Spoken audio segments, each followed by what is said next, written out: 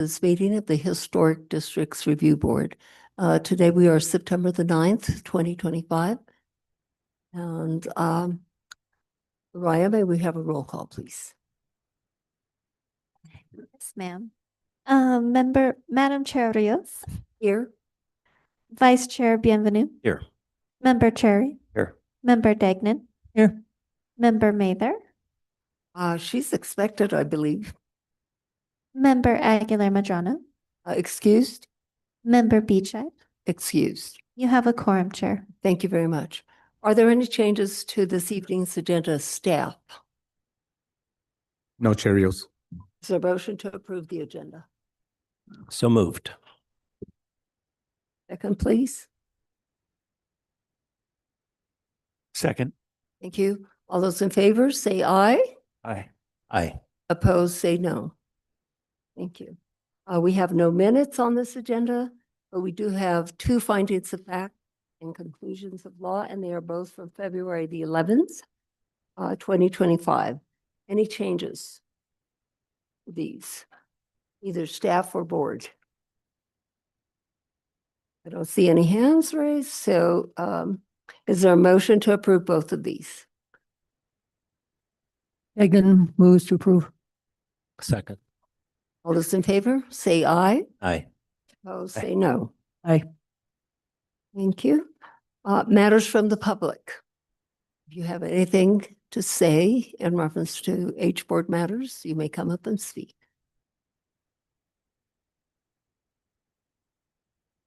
Hello. Hi, I'm Camila Kennedy, and I live on 140 Romero Street in Santa Fe. I had a status review on June 10th of this year, and I did try to appeal that status review, and due to a technical error, I did submit the initial form on time with 2 days to go, and then my appeal was denied because I was told I did not do it right. However, I highly disagree with what the board decided to do for that status review, and I'm asking today that the board, and not just me, but my neighbors also, are asking the board to reconsider the decision to make every single wall that faces the street of my home, as well as the garden wall, a contributing structure. This was done against the recommendations of John Murphy, who I hired to do the survey of my property, as well as the staff member, Lanny, who asked that the house be left non-contributing, but the wall be made contributing. Again, John Murphy asked that it all be made not contributing and remain non-contributing. A reason that I disagree with the board's decision is that the front wall, the garden wall, is made out of cinder block. It is not, it's historic in that it's old, but the materials used to make that wall, I can go to Home Depot tomorrow, buy and build a new wall. And building fake historic structures is not within the code for the historic districts. I brought today a piece of adobe from my home. I did some non-critical structural or non-structural work. And so I have this example. That is a historic piece of material. That is a contributing thing to my neighborhood and to the historic district. The Romero family used their hands to make that brick. The cinder block on my front wall, no. It's just cinder block. I also discovered after losing my appeal and being denied my appeal that the exemptions that I was going to have to request to make my home just a little bit safer, adding coyote fence to the top of the wall, removing a side of the wall that lines the driveway, and moving the gate 3 feet over. Again, I don't need to destroy the wall, but I would like to alter the wall to make my home just a little safer. Each one of those exemptions would cost me $250 to bring up to the board. I am going to interrupt you at this point, and I'll Yes. tell you why.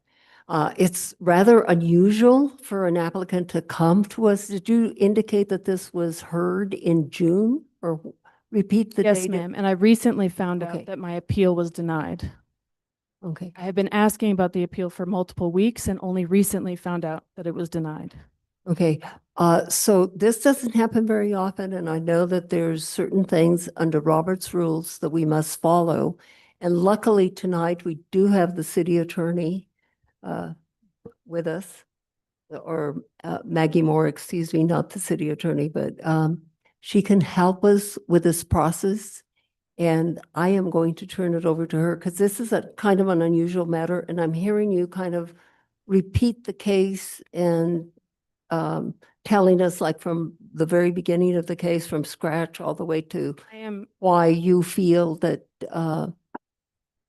it should be non-contributing. But I'm going to turn it over to Maggie. just want to say I was finished. Thank you very much. And I want to see what she has to say if it's, and also I might ask Attorney Rubelid, we do have the Assistant City Attorney here, to tell us, is this appropriate to be going on in this manner tonight? And if you will help me out and help the board out in reference to this, please. Thank you, Chair Rios. Yeah, so I do believe that the appeal was not found to conform to the time for appeal.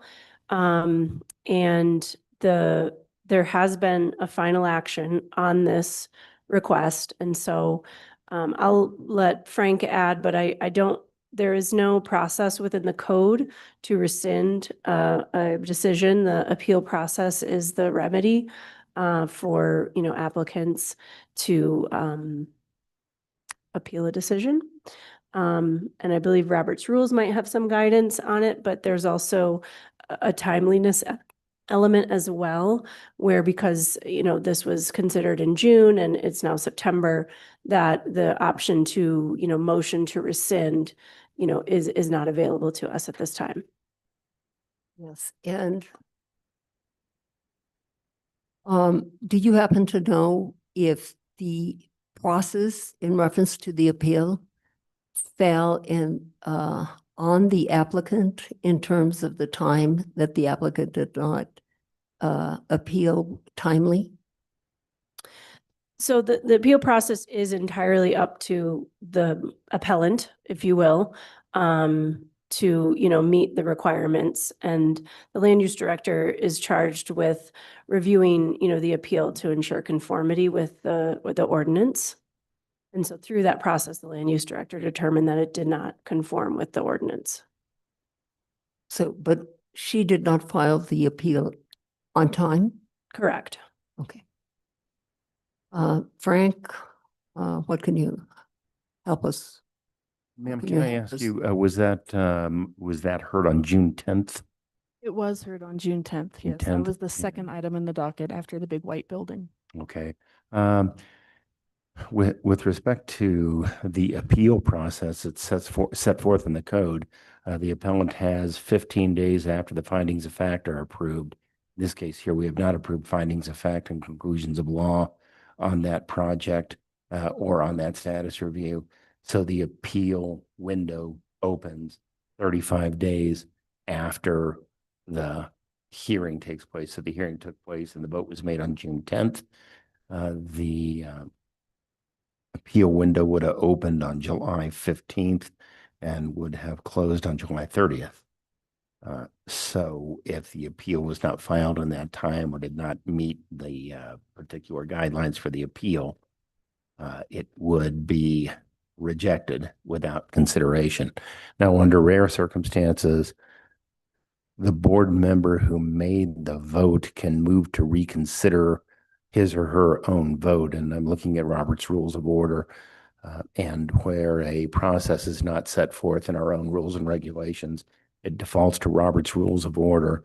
And I'm looking at Robert's Rules of Order, Section 37, regarding motions to reconsider. Section 37:8 reads that a motion to reconsider has the following unique characteristics: except in committees, it can be made only by a member who voted on the prevailing side, and except in committees, it must be moved either on the same day the original vote was taken or on the next succeeding day within the same session on which a business meeting is held. We have had, I think we've had 5 board meetings since then. So the time to appeal has passed and the time for the board member to make a motion to reconsider has passed. There is case law to the effect that there has to be finality in land use decisions, and generally you find when the appeal deadline is run and the motion to reconsider timeline is run, that's that has to be the final decision of the board. So what I'm hearing from you is there is nothing that this board can do at this moment in reference to rescinding that motion because there are time constraints.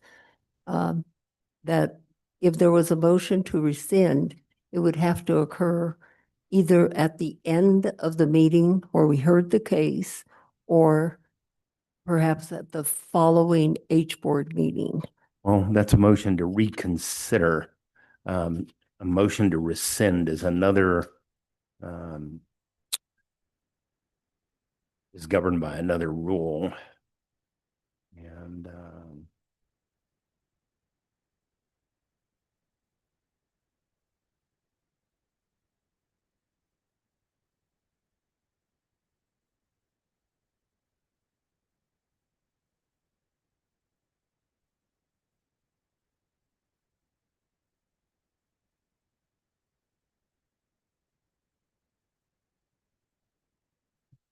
in contrast to the case of the motion to reconsider, there's no time limit on making these motions after the adoption of the measure to which they are applied, and they can be moved by any member regardless of how he voted on the original question. When previous notice has been given, it is usual to wait for the member who gave notice of these motions to move them, but if he does not, any member can do so. So in that matter here, a member of the board can make a motion to rescind. But motions to rescind or to amend something previously adopted are not in order in the following circumstances: when it's been previously moved to reconsider, or when something has been done as a result of the vote on the main motion that is impossible to undo. The unexecuted part of an order can be rescinded or amended.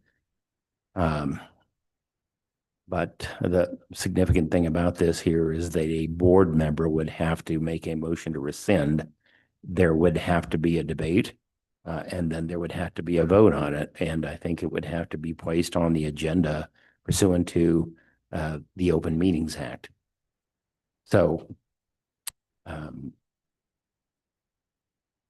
if you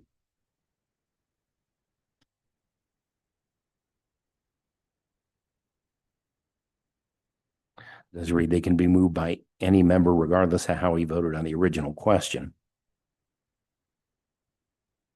So Attorney Rubalid, are you telling us that there is an option to place this on the agenda and hear it at a upcoming meeting?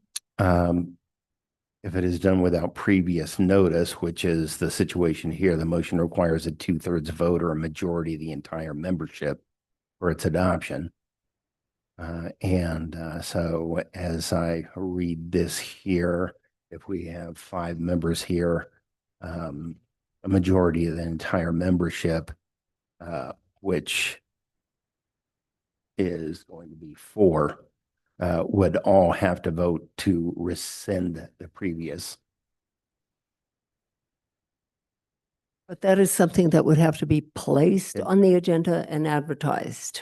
Yes, the Right. Robert's Rules of Order doesn't have anything to do with the Open Meetings Act. So the Open Meetings Act places another batch of restrictions, or at least requirements, on a motion like this.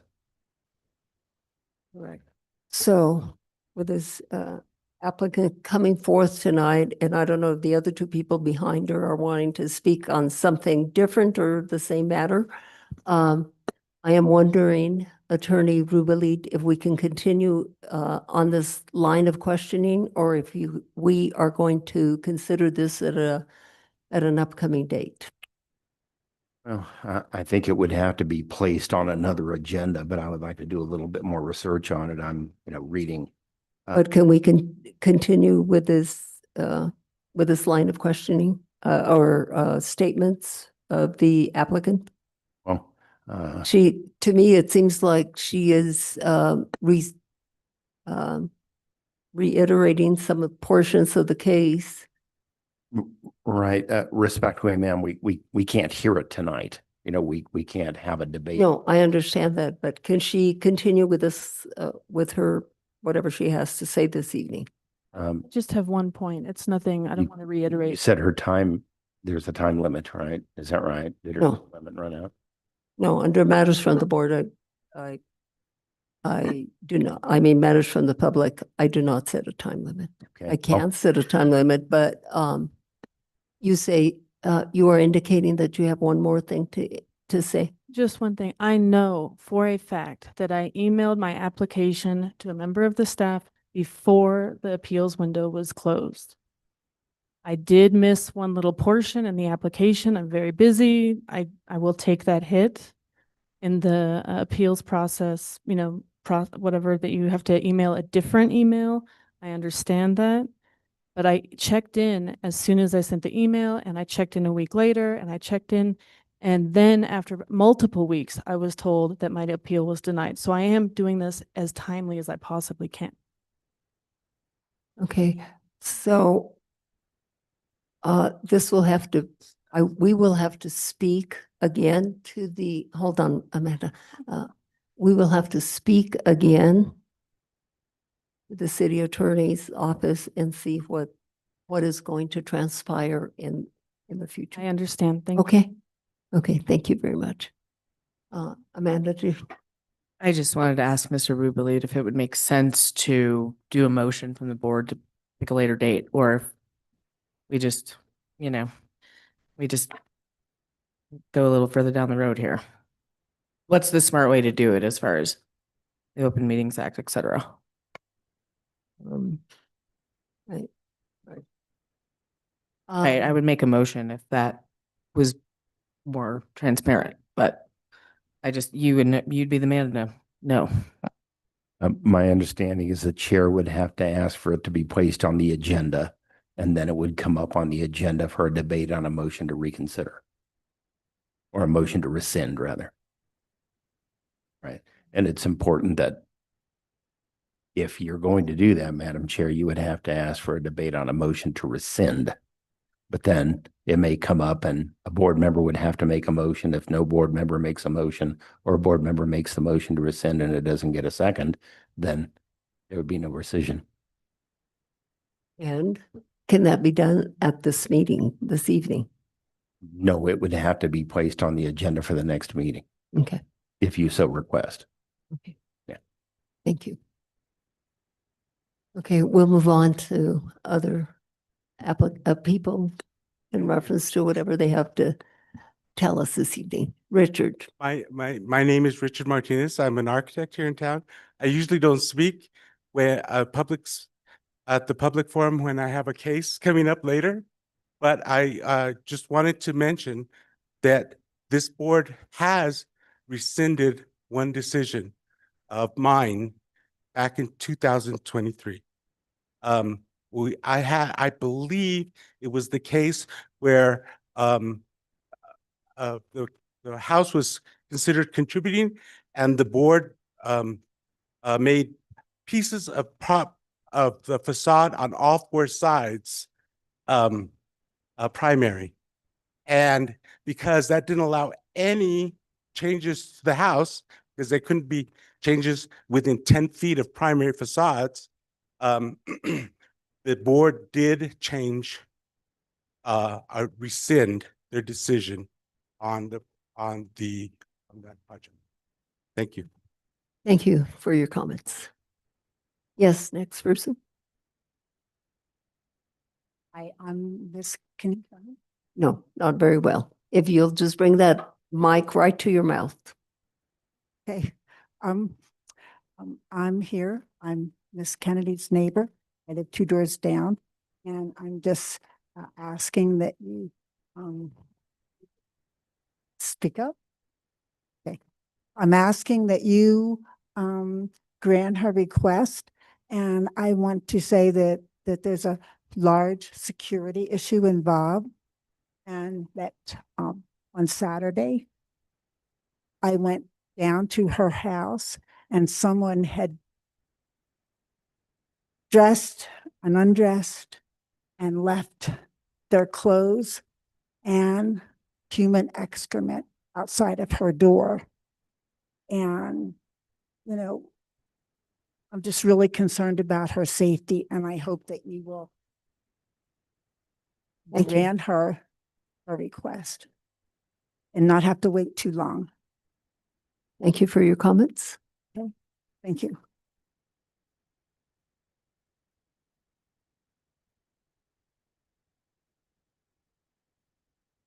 Madam Chair, Board.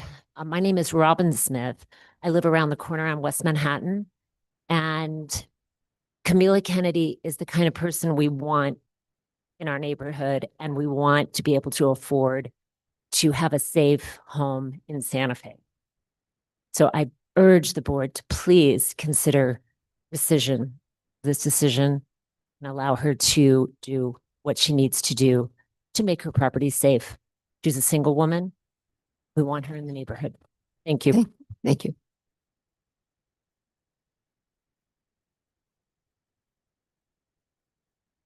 Hello, my name's Elizabeth West, and I'm not here to speak about that previous item, but I was happy to let other people go ahead of me.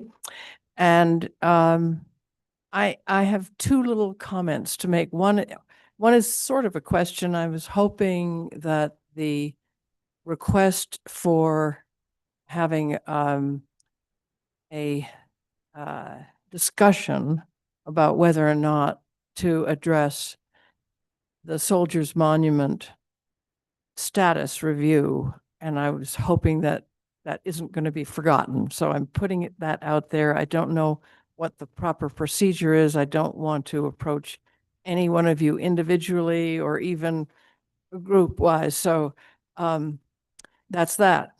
And then I thought it would be nice. It's been sort of a weird day for me, and maybe it is for other people too. So I thought I would mention something amusing very briefly. And you probably have noticed it. Every time I look at my favorite chapter, chapter 14, I noticed it's the only one in that long list of good chapters that is written in Arabic numbers. The others are all in Roman numerals. And I'm just wondering what that means. I hope it means that we will honor our Arabic inheritance. It's not really a joke, but it's sort of a joke. Thank you very much for what you're doing, and thanks for letting me be a little bit odd. Thank you, Elizabeth.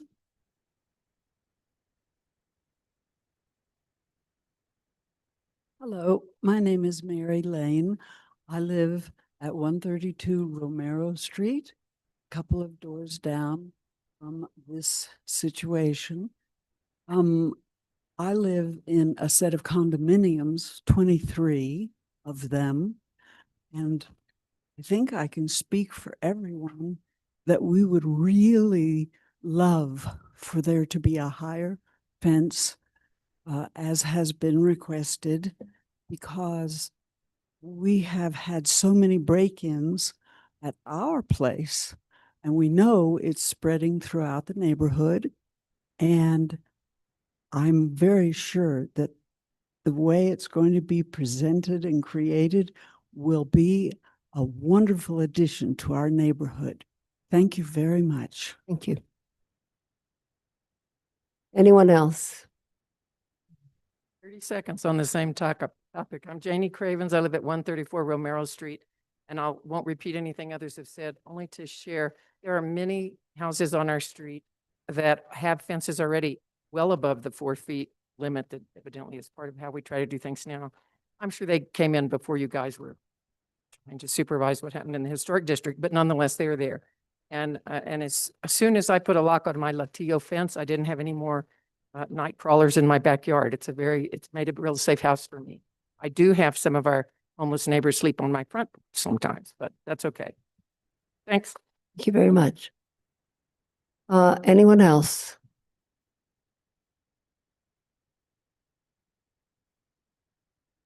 My name's Joan Aon, and I have a business at 133 Romero. It's across the street. And the same as they were saying, that there's a lot of homeless people that show up at night, sleep. And I think Camila, as a single person, should be allowed to have feeling of security that, and like, I know she'll do a wonderful job and it'll look, really well. So I feel for her, and I'm just requesting the same. Thank you. Thank you all very much. Anyone else want to voice their opinions on anything related to HBOARD? Come forward. My name is Mizell. I'm actually being heard later tonight, but just as I understand it from the lawyer gentleman, we have to, or somebody needs to ask you to make a ruling tonight to vote to bring this into the next agenda. Is that correct? Yes. Okay. So do we have to request that, or does that just happen? No, it's Okay. going to happen here. We'll have to see how this transpires a little bit later on this evening. Okay. Perfect. Thank you so much. And then you will see whether it will be, what will happen. It will be on an agenda or it will not. Okay. Okay. Anyone else? Anyone else online? Yes, Cheerios. Stephanie, go ahead and unmute and go ahead. Thank you. Stephanie Benanato. I was not going to speak on this issue, but I am going to speak on the issue for a few reasons. Number one, I think in Mr. Martinez's case, he came back and asked you to reconsider your decision the next meeting, and you decided somebody who made the motion agreed to take it off the table and reconsider. It was not a rescission. And I think it's a very dangerous precedent that you're setting to even consider this. But my understanding too is that when you appeal, you have to take 2 original copies down to the city land use, have them stamp it in and pay for it. So if you don't pay for it on the day you file, then your application is not complete. And you can pay online, but that takes you getting an invoice and then paying that. So that takes a few days, and it's not considered complete until it's paid for. And I don't think you've ever rescinded anything. And the next step really for the applicant would be to appeal it to district court if it's timely done. I think they have 30 days from the issuance of the denial to go to district court. And the idea that somehow the fencing is going to be making this single woman safer, I remind you that at 614 Paseo de Peralta, it was the same issue. The fencing was put up so that the woman would be safe. People are actually breaking into her house as well as trespassing on her property and destroying property. And by putting that fence up, it actually stopped that from happening. But you all did not approve that, and your staff said that you had to consider other ways of making yourself safe, and that your safety couldn't be a general concern, but had to be unique to the property. The other thing I wanted to talk, so I think all those things need to really be considered before you start rescinding decisions. You'll be here forever if you do. The other thing I wanted to bring up is that the city council did not approve your decision on Houghton Street, 1030 and a half Houghton Street, to keep that contributing. I found that to be kind of distressing. I didn't think the city council even had a clue as to what contributing meant. And I don't know that Mr. Rubalid explained it very clearly, because he basically, when asked, said, well, didn't kind of that the same outcome would probably occur, but that's not true. And we all know that the primary facade, when it's contributing, is preserved, and that a contributing building, because the city council was saying that the history of the ownership was confusing, and that also seemingly influenced their decision. And ownership, I mean, may have something to do with it, but that really applies to significant buildings. It's really was the footprint original, and was the primary facade, were the openings in the primary facade unchanged. And I think that needed to be emphasized, and it really needed to be emphasized that the roof could be raised, the foundation could be improved, everything else could happen, except that front facade, you could replace things in kind, but you could not change the openings. I also saw online that night, there was a coyote fence that was approved. Apparently, that was at the boundary line of the two properties. And then I've noticed since walking down the street, there's a second fence that's halfway down the driveway that's wood, that's curved. And I'm wondering which fencing was actually approved, if either. And the one halfway down the driveway is, well, first of all, the coyote fencing is not in keeping with the neighborhood at all. And it's tall. It's probably at least 6 feet tall. And then the other one is halfway down a driveway. That's a driveway, a parking and access to the back house. And 4 cars are supposed to be able to park on that driveway. And with the fencing, they were basically parking in part on the driveway. You were not going to be able to do that. So I asked, and maybe Mr. Mokino can report on that next time, or Ms. Moore, as to who approved that, and did you approve 2 fences or just 1? Thank you. Thank you. Anyone else online? Gary? No, Cheerios. Thank you very much. We are going to move on to staff communications, and there are 2 items under staff communications. And present, please. Yes, the first item for staff communications, 515 Paseo de Peralta with Rebecca Wood to be presenting.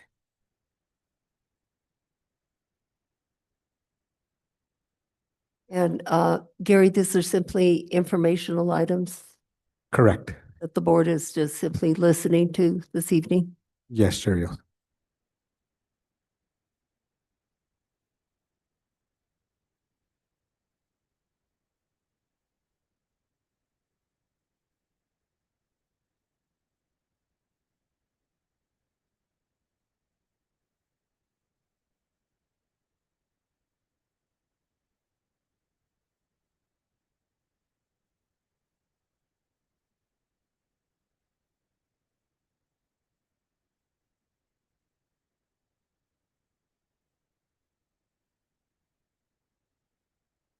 And Gary, can you tell us why we are listening to these 2 items this evening? I would have staff Macaulay answer that.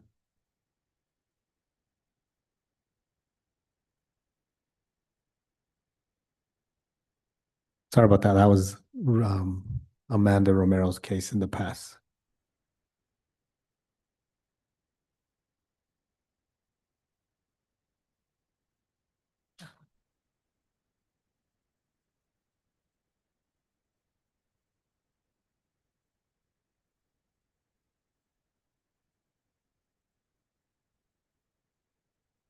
Chair Rios, members of the board, this is at 515 Paseo de Peralta. It had came before you previously for a status review, and Director Lamboy has instructed if they can come for an informational item for you to provide comments for the applicant previous to them making their case.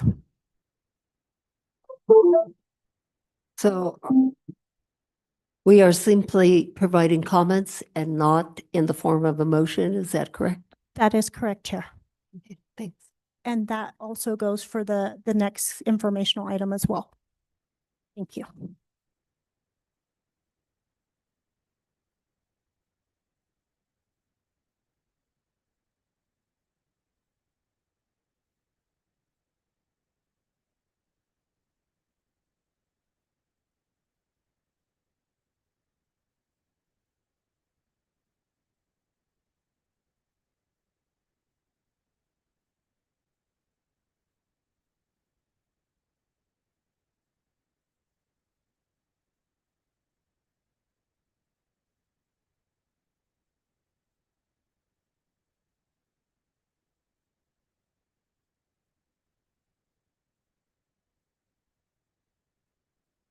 And is that mic on?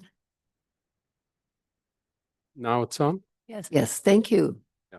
While we're loading up the file, apologies for it taking longer. Apology. The reason why we've come before you Sorry. is The building we're working on, we feel is very important historically. And when you see the photographs, you'll understand. We appreciated the previous hearing we had that gave clarity on significant facades. And we just want to keep you in the loop as we move this project forward, because it is an important.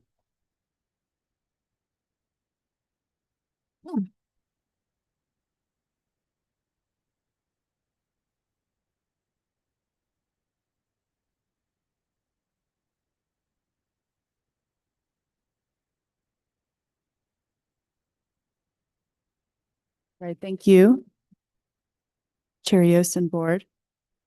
As Amanda mentioned, we were here last month on August 12th for a status hearing. We're here again for an informal information session. That's not exactly the same board, so just a few background slides on the location. This is 515 Paseo de Peralta, right down the street from the Scottish Rite and the federal courthouse. The existing structure consists of a brick house, original brick house from 1889, facing the street, and then a series of additions and outbuildings to the north behind it. The primary streetscape presence is of the original house, which is elevated above the street by the steeply sloped site.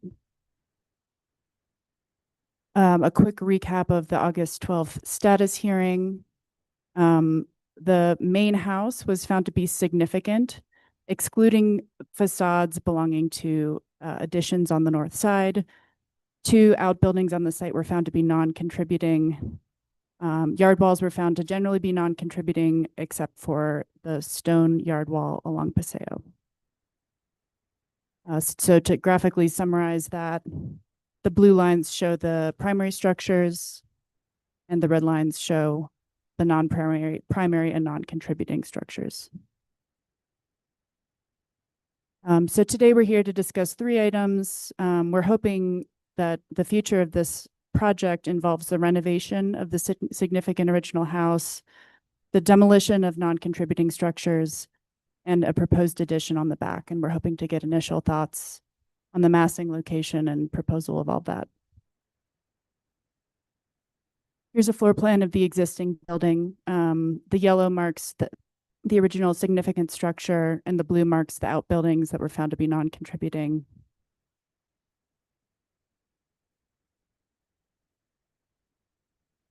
We're proposing that the structures marked in blue be demolished and replaced with an addition.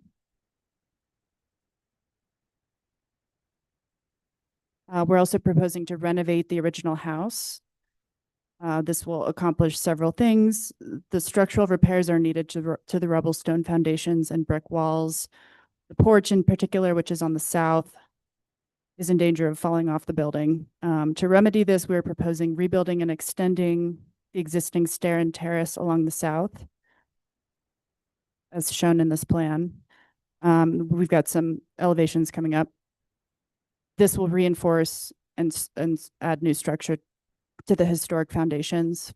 The new layout of these stairs is symmetrical, like the original stairs seen in early 1900s photos, and will also provide ADA access to the house, which is currently not accessible.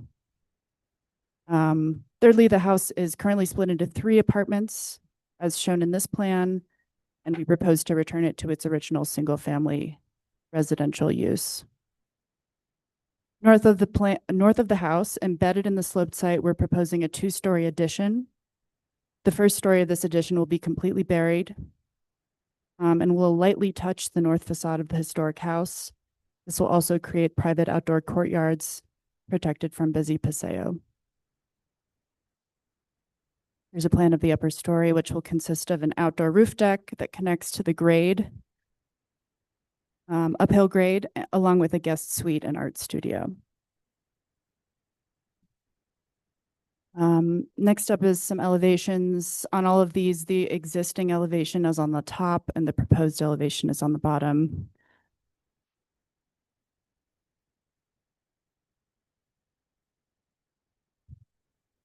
This shows the proposed rebuilt stairs and site walls along the south. Also to make the point that the walls and windows and doors of the historic structure are not proposed to be changed, only to be repaired. On the west side, you can see the addition being added in the back is deeply embedded in the site. At the top of it, it's only 1 story tall. On the north, and then on the west, the addition includes a 2-car garage that will be accessed from the existing driveway. These sections also show, with the existing on the top and the proposed on the bottom, how embedded into the site the addition is proposed to be. This will also help stabilize the hillside, but it serves to conceal the new addition and make sure that the historic house stays primary. We have some diagrammatic views showing how the massing will appear. Here's a view from the west with the Wells Fargo to the right. The proposed addition is outlined in orange with the existing house in yellow. And it's also worth noting the future development at 511 Paseo, which will block completely from this direction. From the southeast, the existing is, the house is very prominent. The additions are barely seen. The proposed addition will again be tucked behind the existing. Finally, a view straight on from Paseo. The proposed addition is completely concealed by the historic house.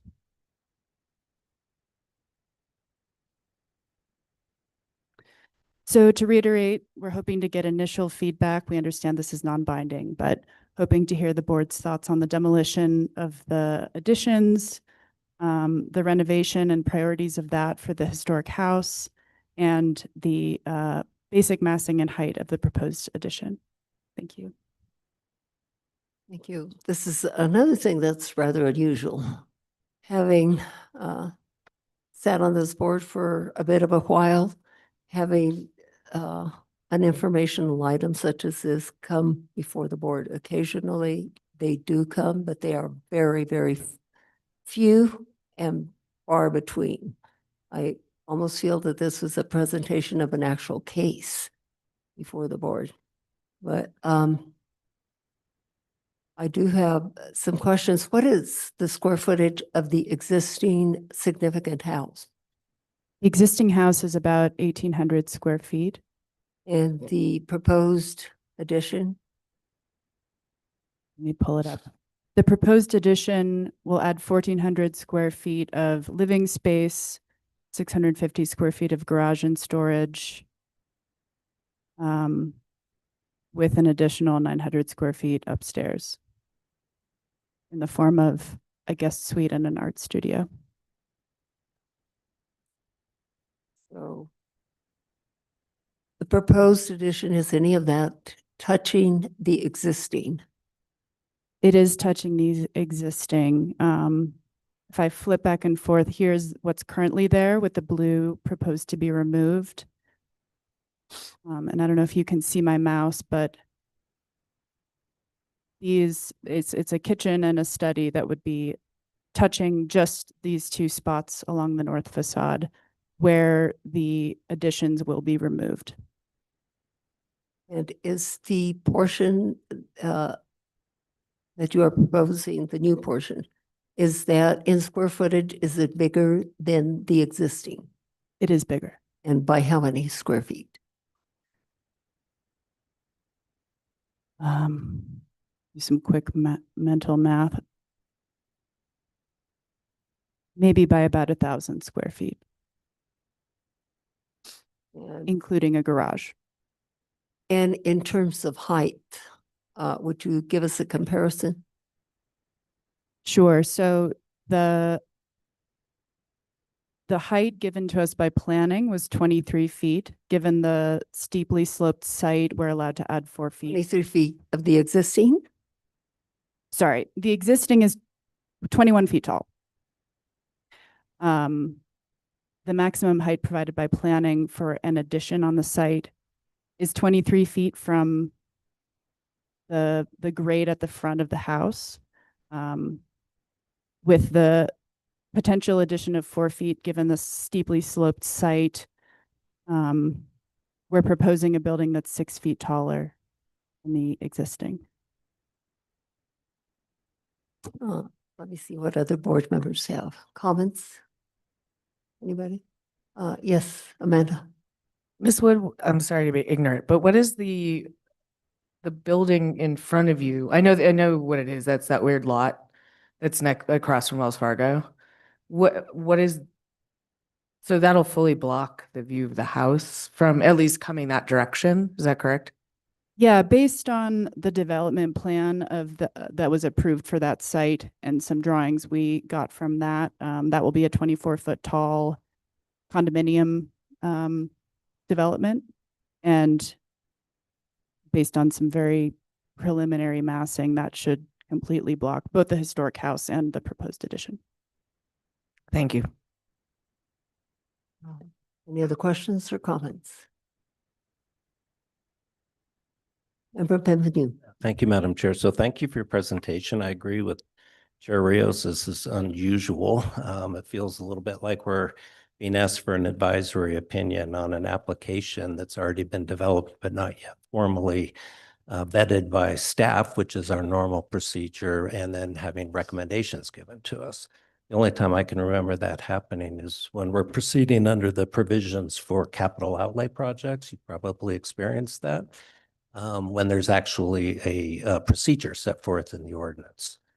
But I appreciate the idea that, getting some preliminary feedback can be helpful in the design process.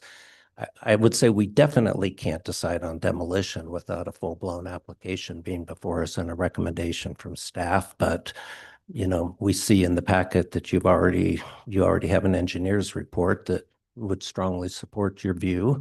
So I think that staff can advise you as to what they would recommend and how we would probably approach that. But I don't know how much of this design you've already run through staff. What staff is assigned to this case? We're working with Amanda Romero. And if I may just say, the info session was recommended to us. Yeah, I didn't mean to put any burden on you. I know that was, you were just coming here because you were asked to, which, so not at all putting any blame on you. But who is the Preservation Division staff that's handling this matter? Amanda, okay. So I guess the things that jump out at me, and I would assume maybe you've already talked to the applicant about it, is I believe that the code provides that with significant structures, additions have to be lower than the significant structure. This is higher. So an exception would be needed for that. I think that we know you can't attach to a primary facade. The applicant already addressed that. That would need an exception. I think for significant structures, you can't have a footprint larger of the addition that's larger than 50% of the main structure that's significant. This almost double that. So clearly that would be an issue. And I think there may be an issue about the dimensions of the primary facade compared to the dimensions of the proposed addition under our code as well. So given all that, I mean, this would be a stretch. I guess one other thing I would say is that additions are, under our ordinance, are required to be similar in style to the structure they're being attached to, but not indistinguishable. So that's the standard. This one, I don't think is quite similar yet. It is distinguishable, but I think you probably would need more work to achieve the similarity requirement unless you're seeking an exception there too. Thank you. Member Benvenu. Any other comments? Member Cherry. No other comments? Ask a question, follow-up question. When you say similar, is that referring to particular characteristics or a particular? I'll read you the code. Additions shall have similar materials, architectural treatments, and styles, features, and details as the existing structure. Great. Yeah, we intentionally did not develop that Right. for this. That's a common misconception, I think, because there is an idea, especially you're all architects, you're very familiar with the idea that there are some preservation standards that want a strong differentiation between the old and the new. That's a huge subject of controversy, as I'm sure you know. But our ordinance already kind of gets past that issue because it specifically says similarity in all of those aspects. But it does add, but you need to be able to differentiate them. So that's a very fine tightrope to walk, but you're the professionals. I know you can do it. And in reference to this, my comment would be you can complement the significant building, but definitely distinguish, because that significant building should stand on its own without impeding without competition from the other building. Agreed. From the new building. While we're here, if there were any thoughts on the proposed rebuilt stairway in the front, is that something that there were any thoughts on? Chair Rios and Madam Applicant, I should bring to the applicant's attention that these advisory, when you have an advisory discussion like this, the comments of the board members are advisory only. No one board member speaks for the entire board, and it has happened in the past that applicants hear some comments from some board members and they assume that so long as they tailor their application to those comments, their application is going to pass. And that's not necessarily true. So that's a risk you take. Asking the board for input with respect to a particular item, you're going to get some individual board members' comments, but the board cannot take a vote on it tonight because it is not on the agenda for a vote. It is only on the agenda for a discussion item. Okay. Understood. Thank you. So nothing that is said here is binding. Okay. Yeah, I would even say should be taken with a huge grain of salt because it really is just one person. All you've really heard is one person's opinion on a 7-member board. So that doesn't probably get you very far. But I would work closely with staff on this. I think that they can give you all the advice you need. Well, thank you for your presentation this evening, and we look forward to seeing you with the actual case before us. Thank you. Thank you.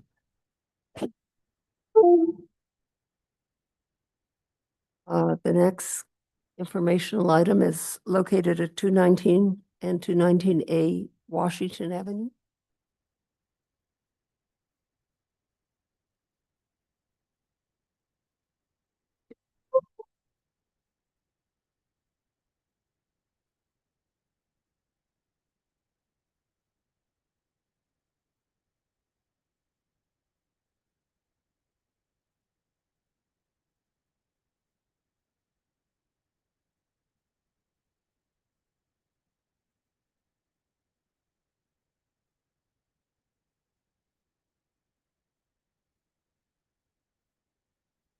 Chair Rios, members of the board, thank you for this evening and thank you for all the public being here today. So I asked Mr. Evans to come back to the board to present an informational item given the input that was given at the last case where it was postponed. This may help him clarify and clear out any miscommunication or misinterpretation and allow him to then come at the next hearing with his final design set for review. So Mr. Evans is here on behalf to share his proposed design sets. He's got 2 designs that he will share with you this evening, and for open for comment and some guidance and just some discussion, and then he can come back for the board at the next hearing. Thank you. I'm Robert Evans with Eleanor Design Services. And there were some issues that came up in our last hearing, and I just wanted to address those and, not necessarily get it, yeah, it's going to work, but just so we know what's going on. The first item is, well, let me explain. 219 Washington Avenue I'm sorry, 219 was a business occupancy and it had a chiropractor in there. It's 897 square feet. It was a garage, and before that, it was a stable. There is also a 100 square foot shed attached to the rear for storage they have there on site. It's really old, and we're gonna put a new thing there for a bath and for laundry. The 215 hip roof, Nebraska style, that's been there, was renovated in 2020, and they came before the board in 2019 to a seven unit mini hotel. So people come there a day, less than a week, and they stay. 215 is already is in business, and the owners, Michael and Dennis Price, wanted to get more units for their business. So we renovated the 219 into 3 units, which was approved. We're coming to the board for an addition on the back of that 219, 2-story addition. Now, when I came originally, the height was an issue because I had 9-foot ceilings in both buildings. And I've reduced those to 8 feet. And on the addition, still keeping a 2-story. And then the standalone building behind it, 219A, we can go either way. There was some suggestions about style. In my original proposal, I did not, we were just going to re-stucco the building, take the ivy off, do a new door. And what happened is, well, let me back up. Sorry. Went to 219 for 3 units, and then 2 units, one on the bottom of the addition and one on the top of the addition. Now I've got the height of that with the reducing the ceiling heights to 19 feet, which is under the 20-foot max for historic. That would work. I'm a little concerned about what was just said about I don't believe that the east elevation is contributing or primary. So that's where the addition is coming off. Okay, and then the back and the bigger building is behind that. Now the bigger building, again, I went down to 8 feet for the 2-story rendition.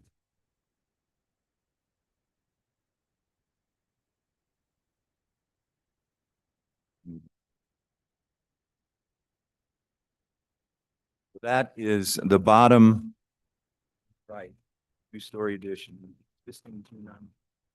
Is there. What I'm proposing also is the territorial coping on the top, which is matching Sotheby's building there next door. There was some suggestion to do that because it's on that side, and then the other side will be the hip roof. The big building in the back will be the hip roof, 219A.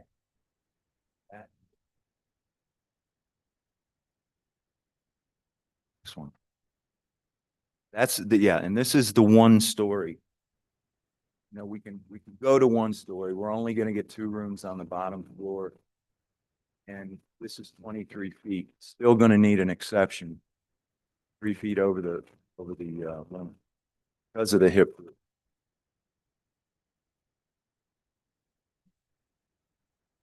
Not sure, 2-story is going to be 24/6, 24/6. So trying to get some guidance on 1-story, 2-story for the big building. If that's still in play or not, or I can come back, I guess, on the 3rd and we can discuss that.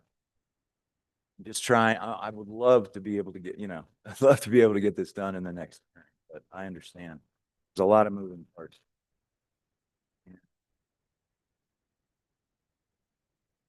Lori?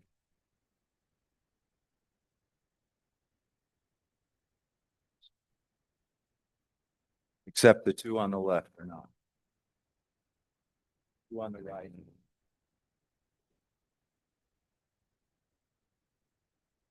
Action. Fight like on the grass now. Floor. Stucco.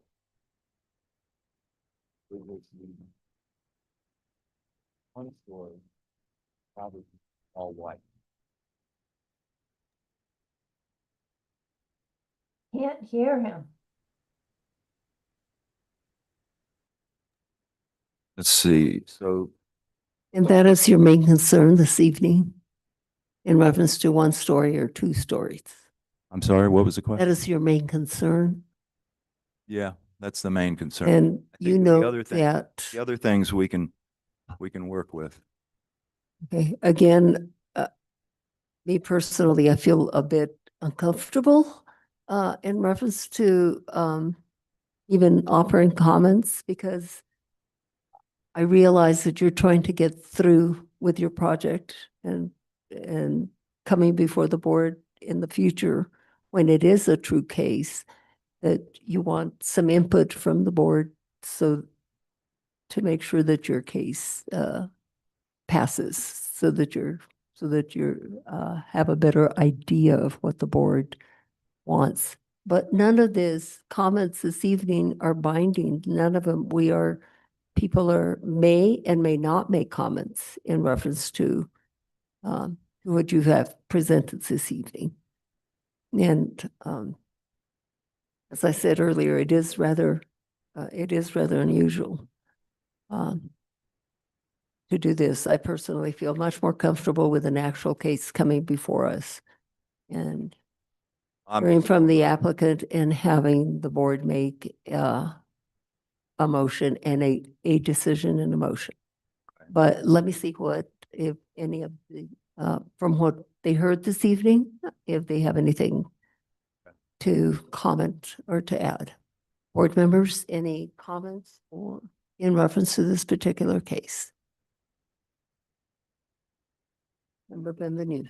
Thank you, Madam Chair. Yeah, so I agree. We're in the same boat. And I also want to emphasize this is not your fault at all. I completely understand why you're doing what you're doing and you had, the staff's full blessing to do it that way. So not a criticism at all, but it is difficult. And I can say here that it's doubly difficult for you because the two members, as I recall, that were most concerned about the style and the height aren't here tonight. So Exactly. I don't know how they would respond to what you've done. I personally think it's a huge improvement, what you're proposing. But I'm, again, one of 7 people, that's my take. It doesn't mean I know whether it'll be approved or not, even by myself, until we see an actual application and a recommendation of staff. But I think, I commend you for really taking the board's concerns to heart and working hard on it. Yeah, this is my first historic case. Well, you're doing great. I work with an architect in town most. Sorry, we can't be of more help, but I agree that it's just a difficult spot to be in when we don't have a full application before us. Thank you, Member Benvenu. Other members have any comments to offer? Sir, I think, I'm sure that the staff would be happy to continue working with you on these ideas. So you have help at hand and anything they say you can take to the bank because they're not in a public hearing trying to cast a vote. Sounds good. It will be helpful to you, I'm sure. Thank you. Thank you much. Okay. Any other comments? The other members? No? No other comments? Well, we thank you for being here this evening and we hope when you present the actual case that the outcome, that you will be satisfied with the outcome. Sure. Okay. Thank See you. you in 2 weeks.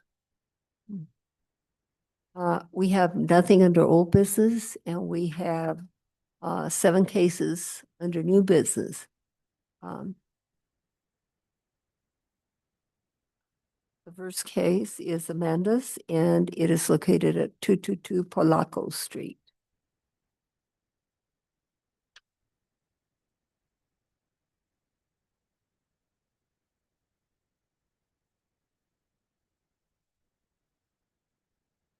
Thank you, Chair Rios, members of the board. If you could just give me a moment to get this up, we'll get started.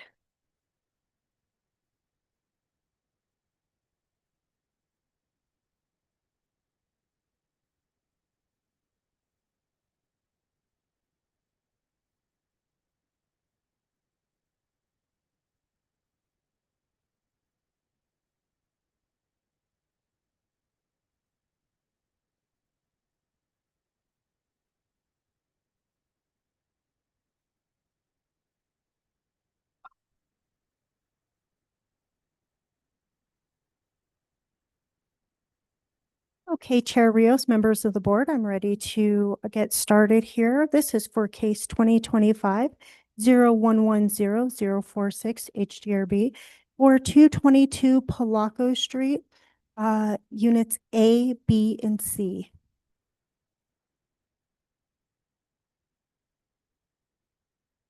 All of these units are designated and contributing to the West Side Guadalupe District.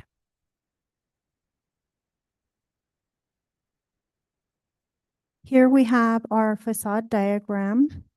I don't know how clearly you can see it from there, but as shown in your packets, we're just going to break these down building by building and then go facade for that. And I'm requesting that in your motion, there be 3 motions made, 1 for each building if possible. So first, we're going to start with building A. And this is the north elevation of building A. We have the east elevation of building A. And that is the facade of the building. And then as suggested by staff, the south and west facades known as F3 and F4 of building A requested to be primary.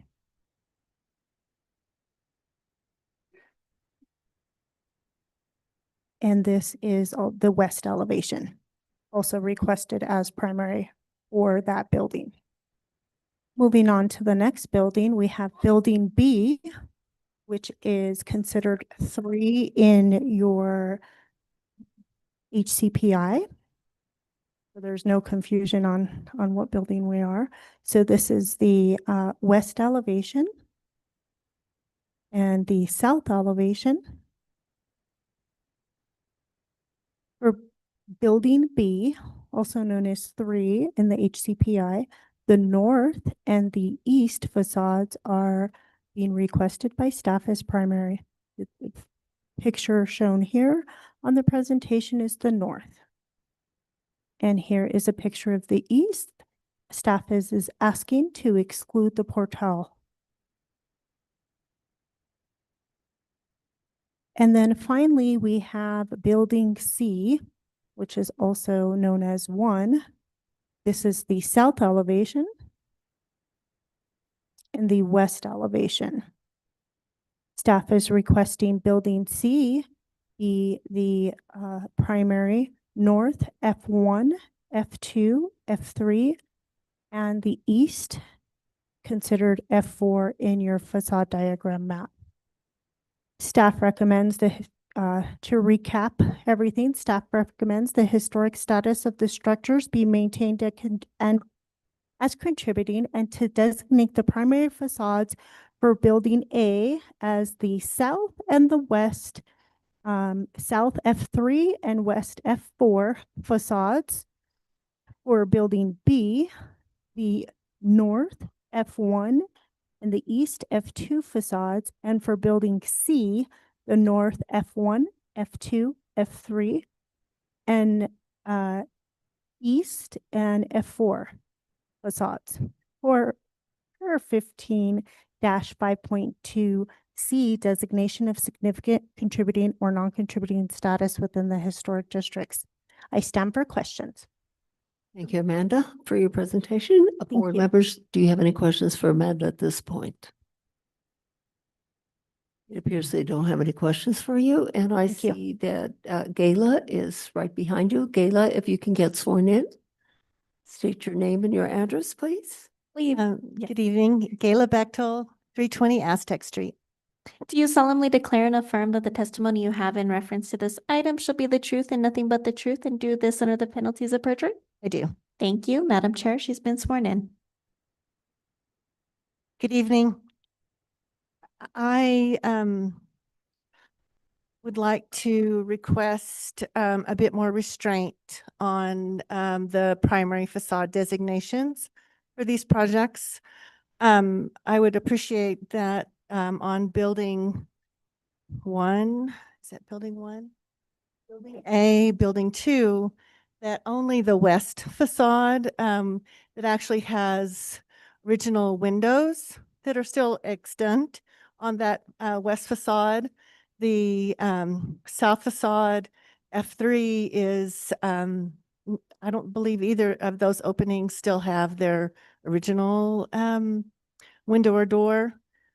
So that's my request for that one. On building B3,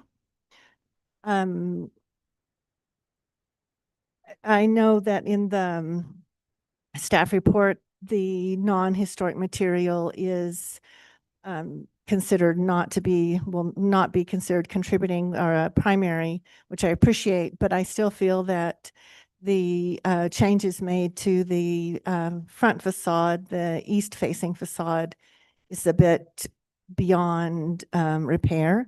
I think it's only contributing if it's primary if it's repaired, and that puts the onus. That's not a real thing. It's not the way it's not the way it is today, and I feel like it's like what we wish it were. And so we're making it primary based on what we wish it were. And then on building C1, the facade that I find the most characteristic of this building is actually the west facade, which is F4. 4 or 5? Who can see? Yeah, that one. Yeah, the west facade, F6. The F1, 2, 3, 4, they've been well, the F1, 2, and 3 are obliterated. That portal has been filled in. The windows are nothing. There's, I mean, they've been completely changed, and truly the only characteristic of the building that I find interesting is the west facade. Otherwise, I agree. I guess I didn't agree with him. And for questions. Gayla, would you kindly reiterate what you said for the B facade? The back building. So can you get the picture up, Amanda? If you would indicate what That one. what facade you feel is primary. I think the primary facade, or the one that has the most character, that's characteristic of this building, is the north, that one. North facade. I feel like while I would love for the west or east facing facade to be primary, it's a wish. It's not actually what it is anymore. And so it's what it could be or what we want it to be, but it's not what it is today. If that makes any sense. Thank you. Are you done with your presentation? Okay. Board members, do you have any questions or comments? Member Chair. Yeah, Gayla, can you extrapolate a little on what you mean by you think it would be a wish? Can you make the picture? No. So if you look here, in order for it to be a primary facade indicative of what the style was, this wonderful Spanish Pueblo revival style, where they stylized the sloping of the top of the parapet, it's been roofed over. And so in order for this facade to really look the way that it should or did or would have, you have to not only remove the roof, you have to remove the portal, the door, the windows, nothing So it's just the outline truly that is left.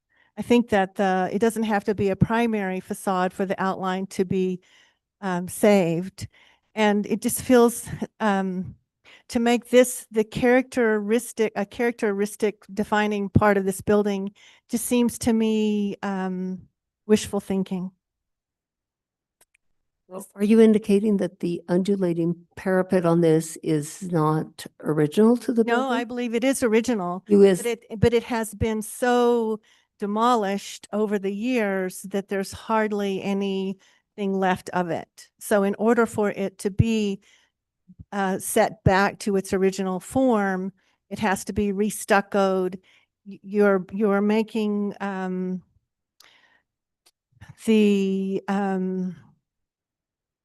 the premise that this is a primary facade, you're basing it on what it could look like, what it actually does look like. well, a lot of these buildings, definitely on our tour today, we noticed they obviously need a lot of tender loving care. But we have to look beyond that to see what per staff's report for Hickby, anything that we have to put our hands on or to put our fingers on to see what what is represented of the original structure. I was wondering on building A, I felt that we should, perhaps the board should consider the east, the front structure. This to me is just, it's extremely simple. It's a small building, but it's got one door. And I believe that opening probably is historic, correct? That opening, that door? Yes, Madam Chair, that is correct. No, the door is not historic. The opening is. Yeah, the opening is. I'm not saying that the door is, but that the opening to that and its front facade. I think you were indicating the west facade, which is not publicly visible. It does have casement windows. I think this is, yeah. Oh, no, that's not the one that I'm thinking. That's the one, because it's the most, these are the windows represent the characteristic of the 40s when this building was built. Well, let's see. I don't vote except in case of a tie. Let's see what board members, what other comments they have. Any other comment? Are we making comments now or just questions for the applicant? Oh, I don't have any more questions, but thanks for your explanation.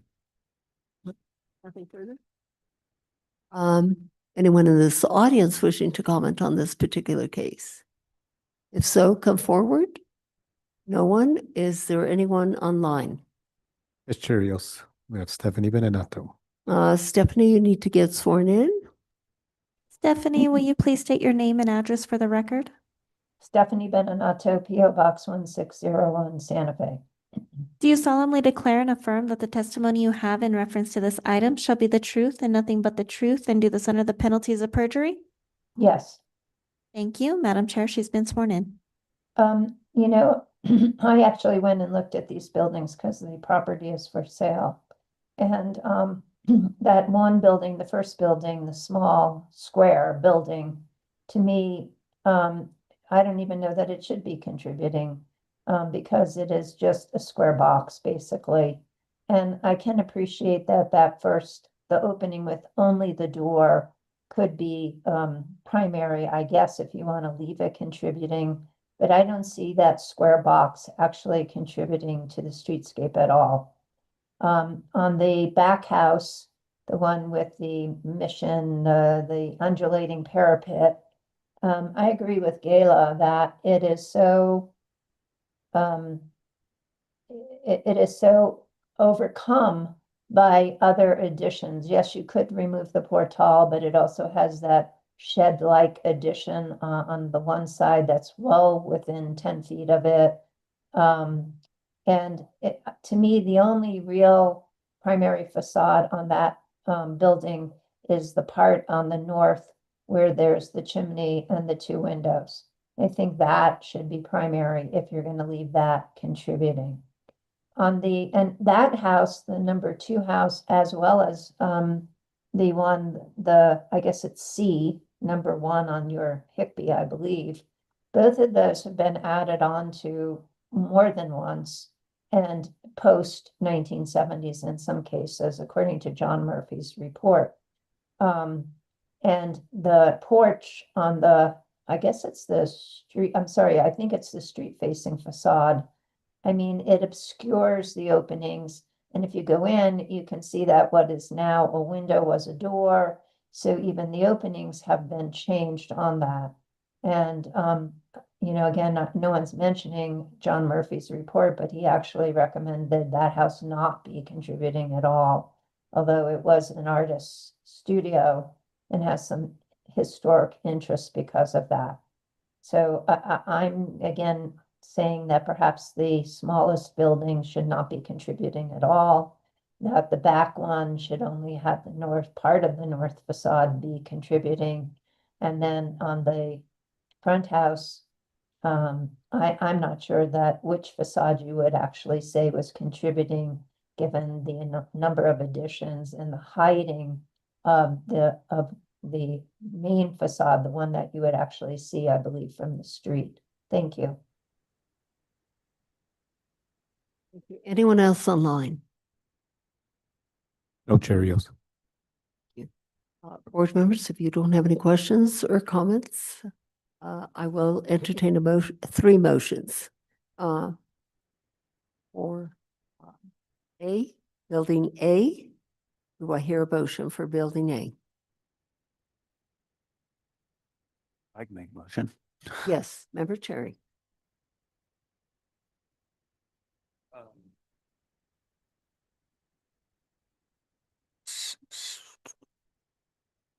So in case 2025-01146 011-046 HCRB 22 Palacio Street, regarding building A, I would propose the primary facades.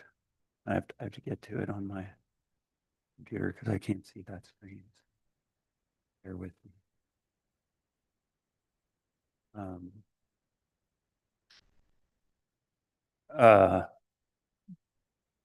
To be F2, F3, and F4. Can you indicate that in terms of F2, the east facade, F4, F3, the south facade, and F4, the west facade. Is That there building is, I'm talking about building, sorry. Let me back up. I'm talking about building A. We are addressing building A. Okay. Okay, building A, which is also building 2, correct? So we have a motion. Is there a second to this motion? Second. Member Degan, second. May we have a roll call vote, please? Amanda, did We're you? going to discuss it. To interrupt, but can you repeat that motion? Because I believe you were going off of the wrong building at the time. Can you Building restate it? F2, F3, and F4 is what I said. For building A, 2. Okay, so okay, thank you. Yeah. Do we have discussion, Madam Chair? Yes. Since we're breaking this down one by one, this is a difficult case. I just want to say up front. These are very special properties in a way. They really speak to the compound and just a handmade development of that with extremely simple vernacular structures, all of which you've been here for a while, I've bent over backwards to protect. This is a little harder than most because these buildings are, they're not in wonderful repair, first of all, and they, I don't want to get into what can and can't be done with them, but let's just say that I would be concerned about over designation in this in this particular instance, more so than in some because of the limited footprints here. And even though I do think, from the site visit, I do tend to agree that F2 of building A is a very distinctive facade and character defining. F4 has the important historic windows, and F3 has very prominent facade that's visible from the road. As much as I would like to protect all of them, I think in this case, I will go with staff's recommendation and the HICP's recommendation of limiting it to F3 and F4. So I just wanted to say that to explain how I would vote on this. I don't know if anyone else wants to discuss before we vote. Yeah, I can explain my thought process there is in regards to the opening. I think that equally valuable to this structure, the window material and that historic material is the massing and the openings. So that's where that comes from. I do find that east facade is very unique and characteristic of buildings of that type. And I also think from looking at the HICP and just looking at the construction there, that these three buildings were probably all initially roughly the size of this original building, or this building A. I think building C, the front section was probably the east section, the street side section was probably the initial part of that building, and the F2, the east side of the building B was probably very similar. So this to me, that building retains a lot of what's original and characteristic about this as a compound and as a structure. And in relation to what the applicant stated, that the south side has been manipulated in regard to the window material being removed. I totally agree with that, but I feel like there's value in that the openings are probably original in massing and in size, and to me that has equal value to the materiality of the windows that exist in the on the west facade. So I kind of actually think that if visibility is a priority, that potentially the west facade could be the facade that wouldn't be primary because it's not visible, but it just so happens that it has the historic window material. So that was my train of thought of following staff's recommendation, but then also agreeing with the comments that were made regarding this east facade being very characteristic. So that's why I made the motion. Stand. Thank you. Anyone else? No further comments. Member Cherry is indicating the east facade, the west facade, and the south facade as primary. Staff indicated the south and the west. So the motion is east, south, and west. And you seconded it, and may we have a roll call vote? Member Bienvenu, No, for the reasons stated. Member Cherry, Yes. Member Degnan, Yes. Member Mather. Yes. The motion has passed, Chair. Thank you. And now we have discussion and a motion for B.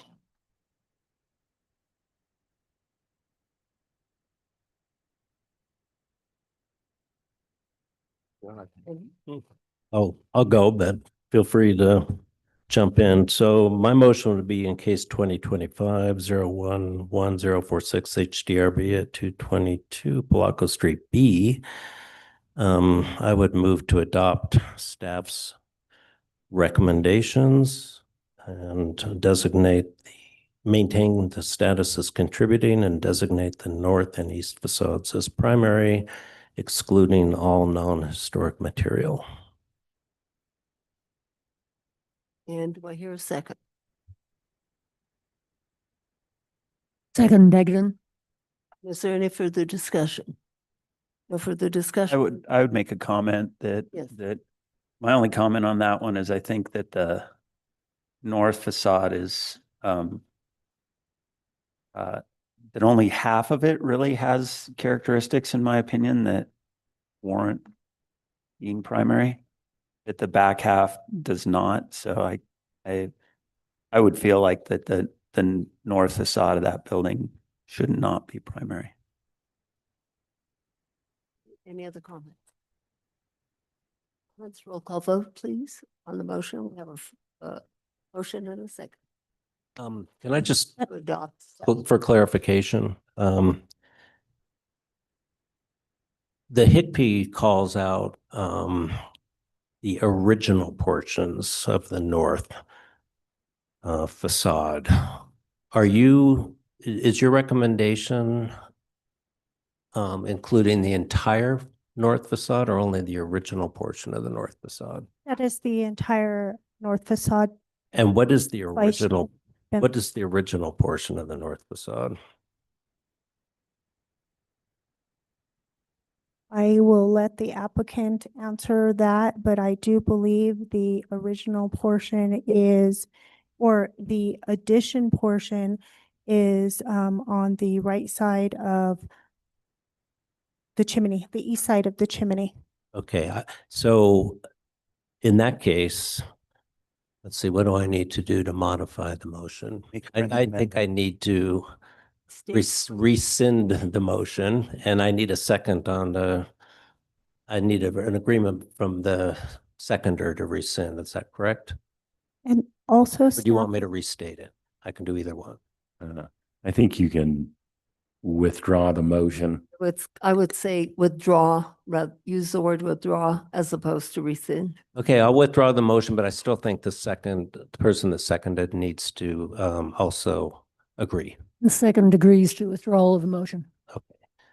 Okay, so I do want to modify that consistent with the information in the packet that the original portion of the north facade would be contributing, and I mean, it would be primary, and in addition, the east facade primary, excluding all non-historic materials.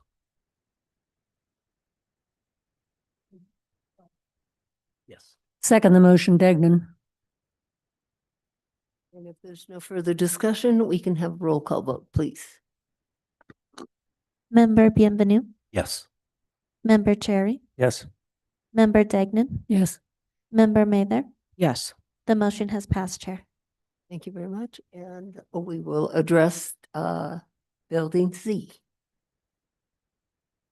I'll make a motion. Please do. So in case 2025-011-046 HDRB 2022 Palacio Street regarding building C or number 1, I make a motion that facade F4 and facade F3 up to, exactly how to do this, but from the east corner up to the first small jog to the north be primary. Is there a second to this motion? Second, Degnan. Is there further discussion or additions? Clarification, did you exclude non-historic materials? No, but I would accept that as a friendly amendment. I would propose that as a friendly amendment. What's your friendly amendment? Excluding all non-historic materials. I accept. May we have a roll call vote, please? Madam Chair, does the person who seconded the motion approve of the friendly amendment? She does. Okay. Degnan. Thank you. Roll call vote, please. Member Bienvenu, Yes. Member Cherry, Yes. Member Degnan, Yes. Member Mather. Yes. The motion has passed, Chair. Thank you very much. Thank you, Gayla. Um, Thank you. Another unusual happening here this evening. This young lady, the applicant for Romero Street, I don't feel that she should be waiting through the rest of 6 cases this evening. I think that we need to make some kind of a statement in reference to what's going to happen to her. And as I understand from the city attorney, that we cannot discuss anything unless it's made part of the agenda. You were discussing something which was under matters from the floor, but that is the way I understand that the process that we should follow. I'm not saying that we're not going to hear your follow up on trying to iron out this issue. But what I am saying is that I believe I'm correct in indicating that the city attorney has told us that we cannot proceed on anything that is not on this agenda. Am I correct, Member Benvenu or Attorney Rubalí? Madam Chair, that is correct. You or the staff would have to request that a discussion regarding rescission of the June 10th vote regarding this property be taken up, and that will have to appear on an agenda.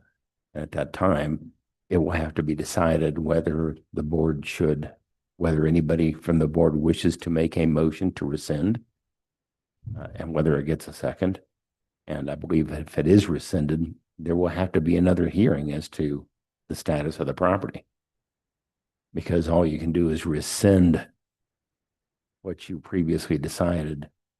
We could not even really make any kind of decision this evening because it's not an item that is that has been on the agenda. That is correct, because that would run afoul. And I of the just open. feel that it's unfair to the applicant for you to continue hearing those cases if nothing is going to happen tonight. But it is something that we'll have to discuss with staff and with the city attorney to see what prevails. Madam Chair, can I ask a question? Yes. Yes, Member Benvenu. Question of staff. Who is the staff member on this again? Or maybe it's for Director Moore or McKeno, but my recollection is that this case was all we've done so far is a status case.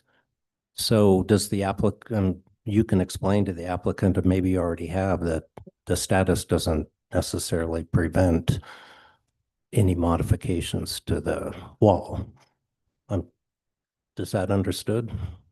It's correct. The issue is that the cost is prohibitive for her. Cost of what? Well, the cost of what?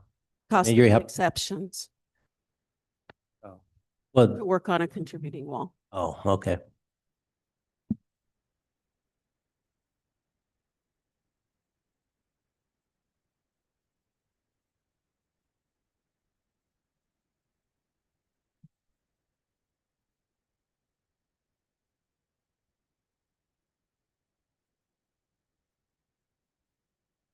Yeah, well, let's see if we can discuss this. Oh. Can I ask one question? It was my understanding that you needed to rule on pushing this onto the next agenda or onto a future agenda. Can we get a vote on that, please? We voting or ruling on that. I think that, It was my understanding it was a vote, but of course he's the expert. yeah, and I don't think it's a vote. I think it's that, correct me if I'm wrong, Attorney Rublade, but that what could happen at this hearing is a request could be made to hear it. Madam Chair and Member Cherry and Ms. Kennedy, right? I'm looking at a set of rules and procedures for city committees, which have been adopted 3 times by resolutions in 1984, 1990, 2009, which essentially read that in order to place a matter on an agenda, the staff, either the staff has to place it on the agenda with the approval of the chair, or the chair has to request to be placed on the agenda. And that's how something gets on an agenda. So what could happen tonight is the chair could request that it could be put on the agenda. Is that correct? Well, that can take place tonight, or it can take place, that doesn't have to be in an open meeting. Placement of something on the agenda can be between an email between the staff and. Right, but the placement on the agenda doesn't require a vote. It's just. That is correct. Okay. Placement on the agenda But is. you can also say, I can leave it up to staff. Yeah, or which- it can happen in, like you were saying earlier, Chair Rios, after you meet with staff and the attorney, if you wanted to. So I feel that this is a matter that needs to be addressed. We don't want to leave you in limbo. And this is my feeling. You're a fellow citizen here and you're asking for something. And I feel that staff and the city attorney are the ones that should put it on the agenda. And that can be done. They can address it quickly and decide what will happen. Okay, and Madam Chair and Ms. Kennedy and Member Cherry, I don't have a vote on that. I can advise the staff whether they're proceeding legally or illegally, but it will be up to the staff, or it will be up to the chair, or it will be an agreement between the staff and the chair. It's basically an administrative decision. Which doesn't have to be done right this instant. That is correct. So, I think for me, tomorrow I can talk to the city, to Mr. Rubalita's an assistant city attorney. He's the one that advises us here. And perhaps Mr. Rubalita and I need to talk to the city attorney and the staff to see how we're going to proceed, and we will notify you. Okay? So that you don't have to sit here through umpteen cases. Okay?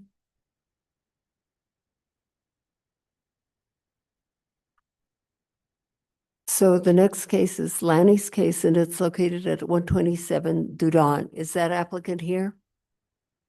Oh, it's Gayla. Lanny? Thank you.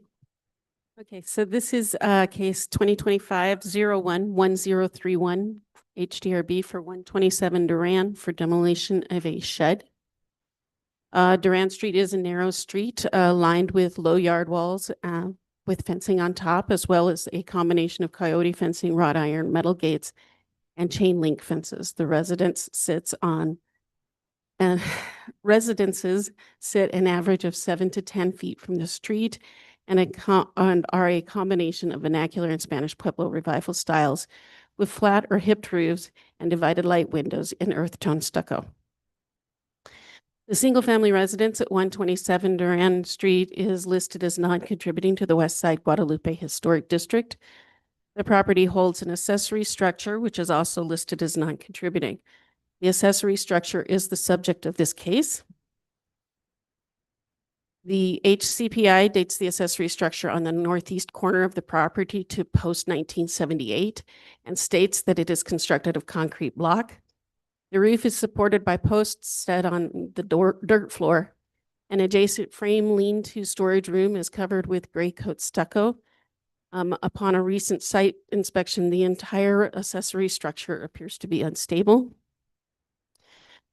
The property was reviewed by the HDRB for historic status on February 11th of 2025. The decision of the board was to retain the residential structure and the accessory structure as non-contributing and designate the wall at the acequia as contributing. The applicant proposes to demolish the entire accessory structure. There are no plans for replacement structure at this time. Staff finds that the application complies with section 14-3.14 demolition of historic or landmark structures, section 14-5.2D general design standards, and 14-5.2I for the West Side Guadalupe Historic District design standards, and recommends approval of the proposed project to demolish the shed. Thank you, Lanny. Any questions for Lanny, board members? We have no questions right now. And Gayla, I'm going to guess that you agree with Lanny's recommendation. Do you agree? Okay. And do you have anything more to add? No? Any questions for Gayla? No one? Anyone in this audience wishing to comment on this particular case? No one? Anyone on Zoom? No, Cheerios. You. Board members, I will entertain a motion, please. Yes, Member Degnan. I move that item number 025011031 HDRB at 127 Duran Street in the West Side Guadalupe Historic District, which is non-contributing, to be demolished due to lack of viability. Either will second. Is there something further to add? Friendly amendment, add that findings be entered that the demolition criteria set forth in 14-3.14G have all been met for the reasons set forth in staff's recommendation. Accepted. You both agree? Accepted. Thank you. Anything else? Roll call vote, please. Member Bienvenu, Yes. Member Cherry, Yes. Member Degnan, Yes. Member Mather. Yes. Madam Chair, the motion has passed. Thank you very much. Next case is located at 241 Maynard. And I guess that applicant is moving forward, and this is Lanny's case.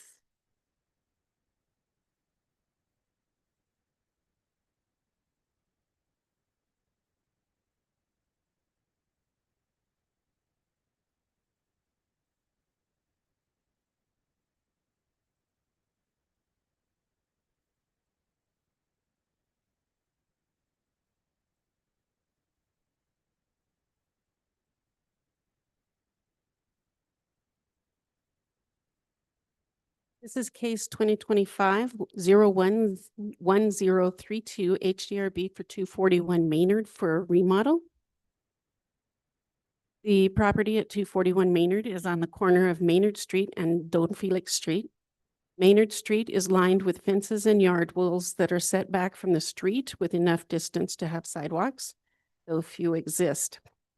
The fencing consists mostly of chain link with a few board and coyote fences.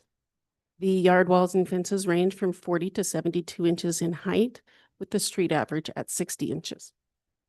The houses are mostly Spanish Pueblo Revival and a few vernacular style.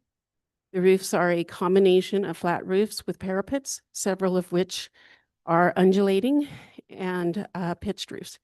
Most of the residences are single-story, low-height homes, though there is a single two-story residence across the street from the subject property and a couple at the other end of the road. The stucco colors are earth tone, with paint being mostly browns, whites, with some green and blue. Don Felix Street is lined with mostly yard walls with one chain link, one picket, and a few board fences. All are set back from the street with a sidewalk. The pedestrian gates tend to be wood, and the one vehicle gate is a metal frame with wire. The fencing heights range from 36 to 72 inches, with the street average being 56 inches. The property at 241 Maynard has a single-family residence, which is designated as non-contributing to the West Side Guadalupe Historic District due to its age. The residence is behind a 40-inch high chain link fence on its northwest and south property lines.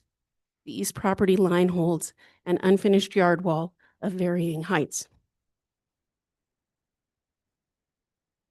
The residence was constructed in 1984 It is a simple rectangular building with a bump out on the south end of the west elevation and a small porch around the double front door just to the north of the bump out. The windows are all single pane vinyl windows with white trim on the east and west elevations. There is a single entry door on the south elevation and no openings on the north elevation. The roof is pitched with gray asphalt shingles and visible rooftop appurtenances, including skylights, satellite dish, pump piping, and large solar panels. The wood elements are painted in a light turquoise green. The only previous case for the property is a temporary structure was approved in 2019, and that structure has been removed. The applicant proposes the following exterior alterations: to construct a 67 square foot addition to a height of 14 feet on the west elevation. That's located where the bump out is. Then to construct an 86 square foot portal to a height of 13 feet. The maximum allowable for this property is 15 feet 1 inch. Replace the front double doors with a single arched door. Replace the dining room window with the kitchen door that they're planning to remove on the east elevation, and install the dining room window that's planned to be removed into the primary bedroom on the north elevation. Install exterior stairs with metal handrails at the new east elevation door and at the new west elevation portal, and replace the existing gray shingle roof with a metal pro panel roof in a barn red color. They plan to remove the solar panels and install 3 skylights, which will be publicly visible due to the pitch of the roof. The profile of the skylights will be approximately 6 inches to 8 inches in height. The skylights will be low and flat along the pitch of the roof as required under section 14-5.2 I1D4. And then they plan to construct a yard wall with wood pedestrian and vehicle gates to the maximum allowable heights of 56 inches along Don Felix and 60 inches along Maynard Street. This is what the yard wall is planned to look like along Maynard with the pedestrian gate. The same style will be along Don Felix. The yard wall does meet the regulations for the site visibility triangle under section 14-7.1F of the zoning code. Staff recommends approval of the proposed project and finds that the application complies with section 14-5.2D, general design standards for all historic districts, and section 14-5.2I, or West Side Guadalupe design standards. We stand for questions. Thank you, Lanny. Any questions for Lanny board members? I will reserve my question for the applicant. Applicant, Mr. Martinez, please get sworn in. And if the owner wants to speak as well. Perfect. Will you both please raise your right hand and then each take your turns, state your name and address for the record. Richard Martinez, P.O. Box 925, Santa Fe, Mexico. Okay, and then you next, please. Raymond Montoya, P.O. Box 772, Espanola. Do you solemnly declare and affirm that the testimony you have in reference to this item shall be the truth and nothing but the truth, and do this under the penalties of perjury? Okay. Chair, they've been sworn in. Richard, what do you have to tell us? Something to say, but before I do, the drawings that were shown on the screen are awful. In the past, I have been, congratulated for how beautiful my drawings are, but the way that the staff and the screens and the line weight and everything makes the drawings look terrible. I hope that you have all seen my actual drawings in your packet. But I have big copies here. If I could pass those around, I would be grateful. How big are they? 24 by 36, 2 feet by. I'm just gonna give these to the staff, to the board.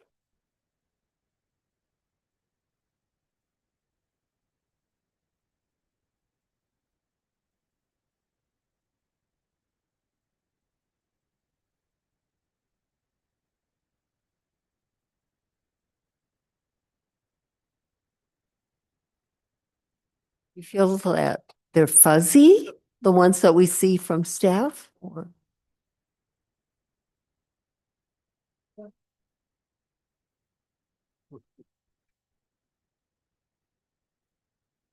I'll pass these You around. saw on the screen, dropped lines, they made lines darker.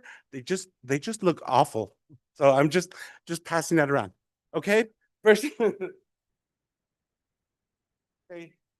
I want to say that there's the first thing when you see this house on the corner.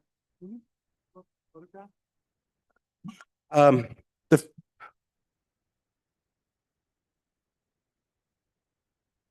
that- Thank you. The first thing that you see when you see this house on the corner is that you notice the chain link fence. That's the first thing. And the second thing you notice is that the house is very cookie cutter sort of house. It has no style. It's definitely not in the Santa Fe style of the house. We plan to change both of those things. We have a wall that's going around the street that will replace the chain link. And that wall is shown on the drawing that I passed around, and it's clearly shown on the Will be screen. 5 feet, correct? It will be 5 feet. Yes. One street we were given 5 feet height, so I made it 5 feet height. The other street we were given 4.6 height. I would like it all to be 5 feet. That would be great, rather than have it drop down as it goes to another street. It's remember that there is no backyard to this house. The house backs right up to the neighboring property and to the wall that's there. Can you pull up that picture, please? And so that means that the private open space is on the street side of the property.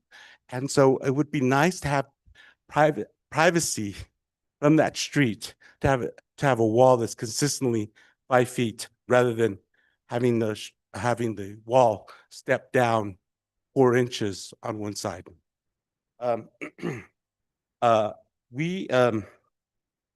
We're also going to do an entry portal and a living room bump out that's much more than the, can you show that elevation, please? That was on the photograph, on the drawings that I sent you. There you go. That one. Yes. So I have to apologize for what the drawings look like on the screens. They look much better on the paper and electronically. But those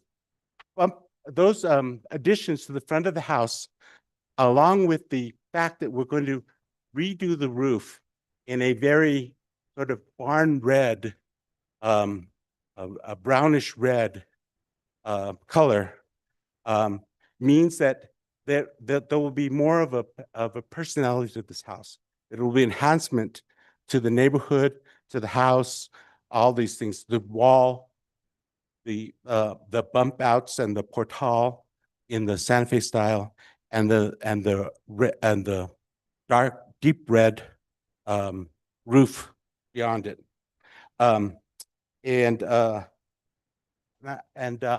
think that all these things are intended to enhance the view of the house from the street. And I stand for any questions. Oh, but the owner's father, the owners could not be here, and the owner's father would like to speak. My name is Raymond Montoya. I'm a father to the new landowner, Isaac. And his plans are to follow all the rules and beautify this house more by putting a wall and fixing the front end of the house and the wall. Thank you. Thank you, Mr. Montoya. And board members, do you have any questions for either one of the? The other thing I need to say is I'm really happy that my son is moving back from Boston closer to home. Oh, And so he can start a family. okay. Any questions for either the, Mr. Montoya or Mr. Martinez. Yeah, I have a question for Mr. Martinez. Well, yes, Mr. Chair, Member Cherry.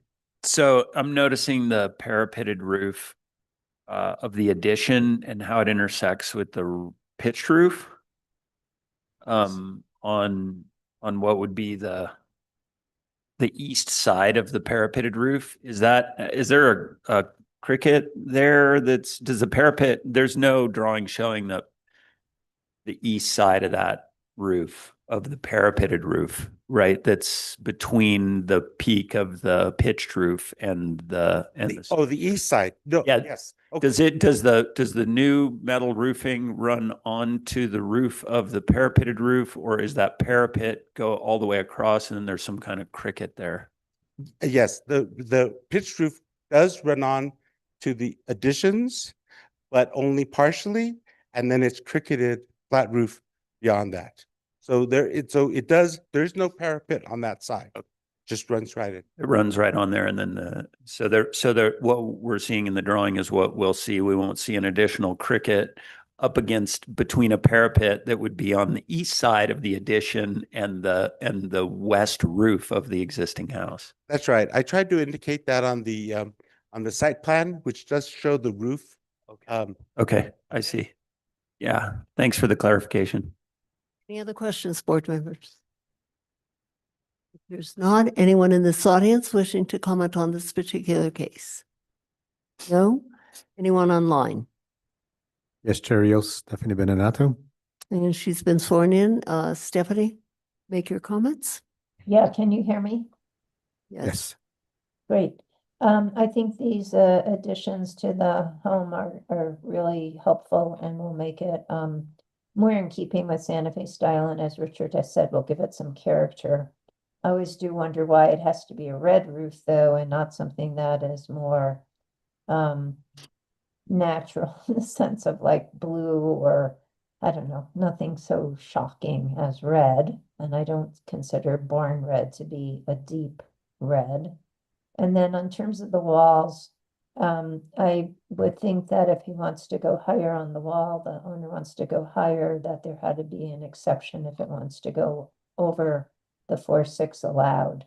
And I also wonder how long that run is and on either street, and whether there has to be a change in elevation or something to break up the wall. And maybe the board members could ask that question. Thank you. Thank you. Anyone else, Gary? No, Chair Rios. Yeah, board members, if you have nothing further, please, a motion is appropriate, and we are pressing around the color of the roof. Appears to be as Mr. Martinez said, reddish brownish. And I will Question? entertain a motion. Yes. I'm not ready for a motion, but I have a Oh. question. So how, the red color of the roof did stand out, the proposal for red color did stand out a little bit on the site visit. There are some red roofs. If you look down the street, you can find one or two, but by and large, that's not a color that's seen much in that particular streetscape on either Don Felix or Maynard Street. Is how fixed is the applicant on it being a red roof as opposed to a galvanized roof like the one across the street or brown? I don't get the sense that they're fixed on that. However, the red roof is intended, the barn red roof is intended to mimic the a rusted metal roof. It's not intended to be a bright color at all. It's not intended to be like a new roof, like a galvanized color, but intended to look like a weathered, rusted metal roof. Okay. That's the idea. Well, that's helpful because red roofs and, by almost by definition, they're designed to be something of an arresting effect, right? They're designed to stand out. That's the whole point of a red roof. And that's not what we normally want in this area, especially since, sometimes people think of Westside Guadalupe as being a very colorful district, but that area actually isn't all that colorful. I'm afraid because it's such a prominent location. And just let me say, it's a very nice design. You're definitely improving the property, but it is a very prominent location, and that roof is going to really stand out from quite a few different viewpoints. And I think I could see something that's a very deepish sort of weathered looking red as opposed to a bright red.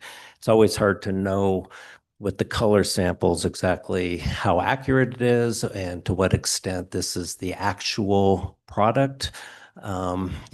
Because every manufacturer has different colors and different names for their colors. But I guess I'd be inclined to be okay with the red roof if it was a very brownish, deep, perhaps weathered looking reddish tone. That was the idea. We picked out the standard color that was the most brownish red, not like a cherry red or something. I just think that the blue roof or a green roof, I wouldn't want the green or blue. Would be awful.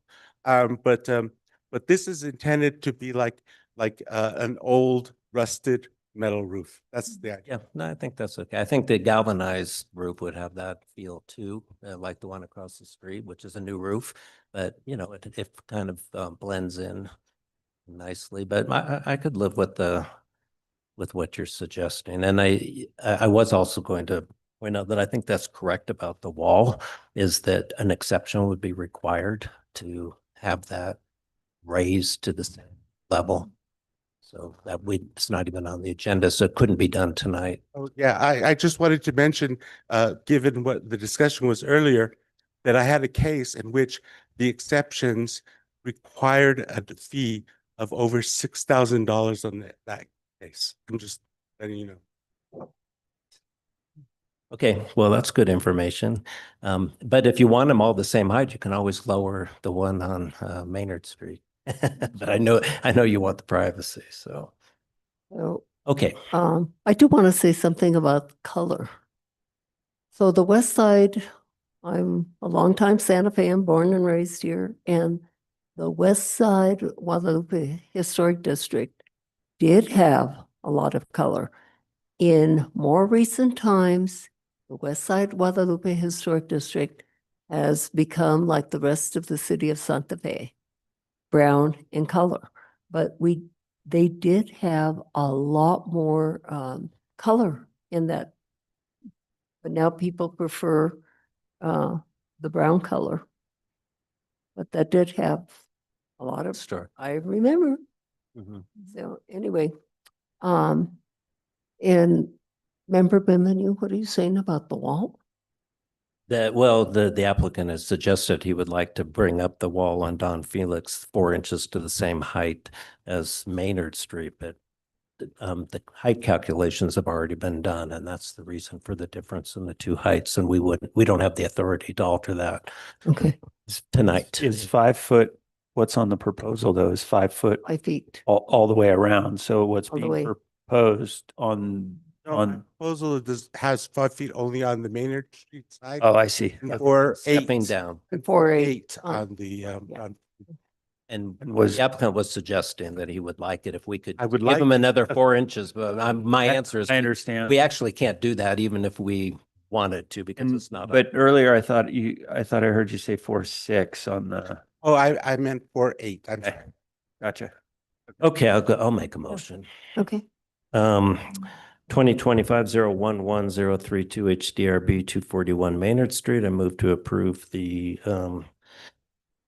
application as submitted, as recommended by staff, but I just want to condition that on the roof being if it's to be red, that it be a deep oranges red, mimicking aesthetically speaking, a rust color, and that final material product that's being proposed for the roof should be submit it to staff for final approval to be consistent with that. Second. Degnan second.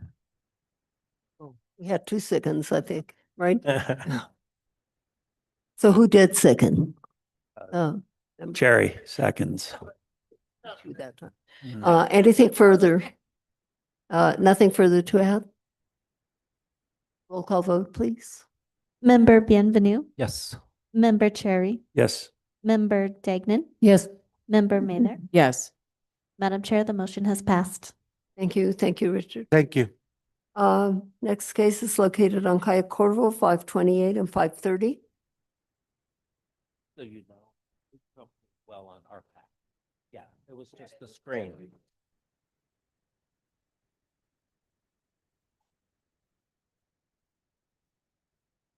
Paul, you have the floor. Thank you, Madam Chair. Bear with me one moment while this PowerPoint. So.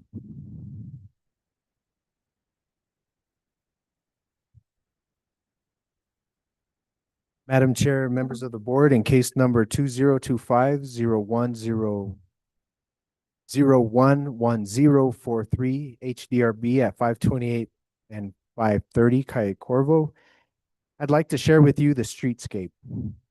The general streetscape at 528 and 530 Calle Corvo consists of a mix of Spanish Pueblo revival and territorial architectural design structures constructed from the 1930s to 1950s. The structures are generally constructed of adobe block, wooden vigas, wood frame, and concrete masonry block with low raised stucco yard walls from the street to the entry of the residences. Several structures have red terracotta tile for portals and entryway roof material, making this a uniquely special characteristic on this street.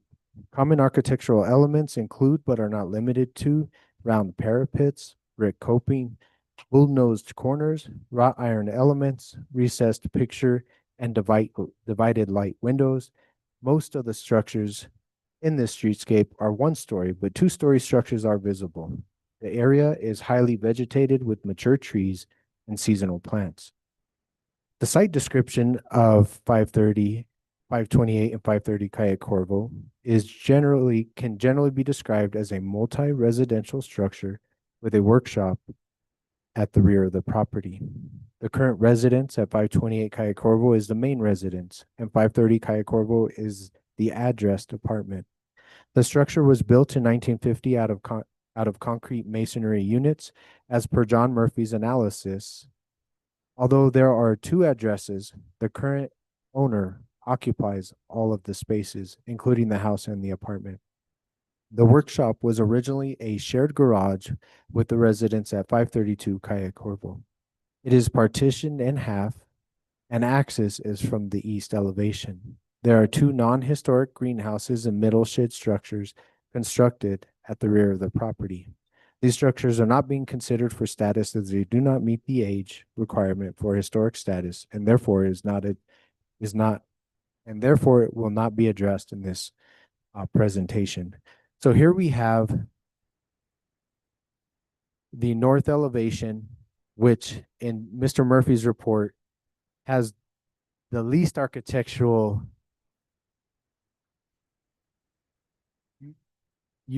how do I say, the least important architectural design elements, and consists mostly of massing and steel casement windows.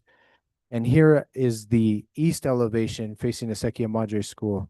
And so this is the most prominent facade of the structure as it states in Mr. Murphy's report.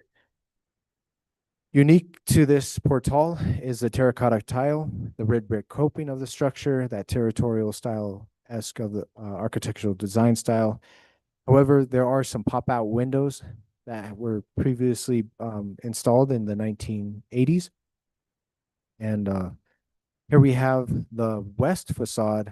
And in this west facade, we have the steel casement windows, the entries to 530 and 528 Calle Corvo into the backyard. And they have the most representative of the original architectural design style. Here we have the garage.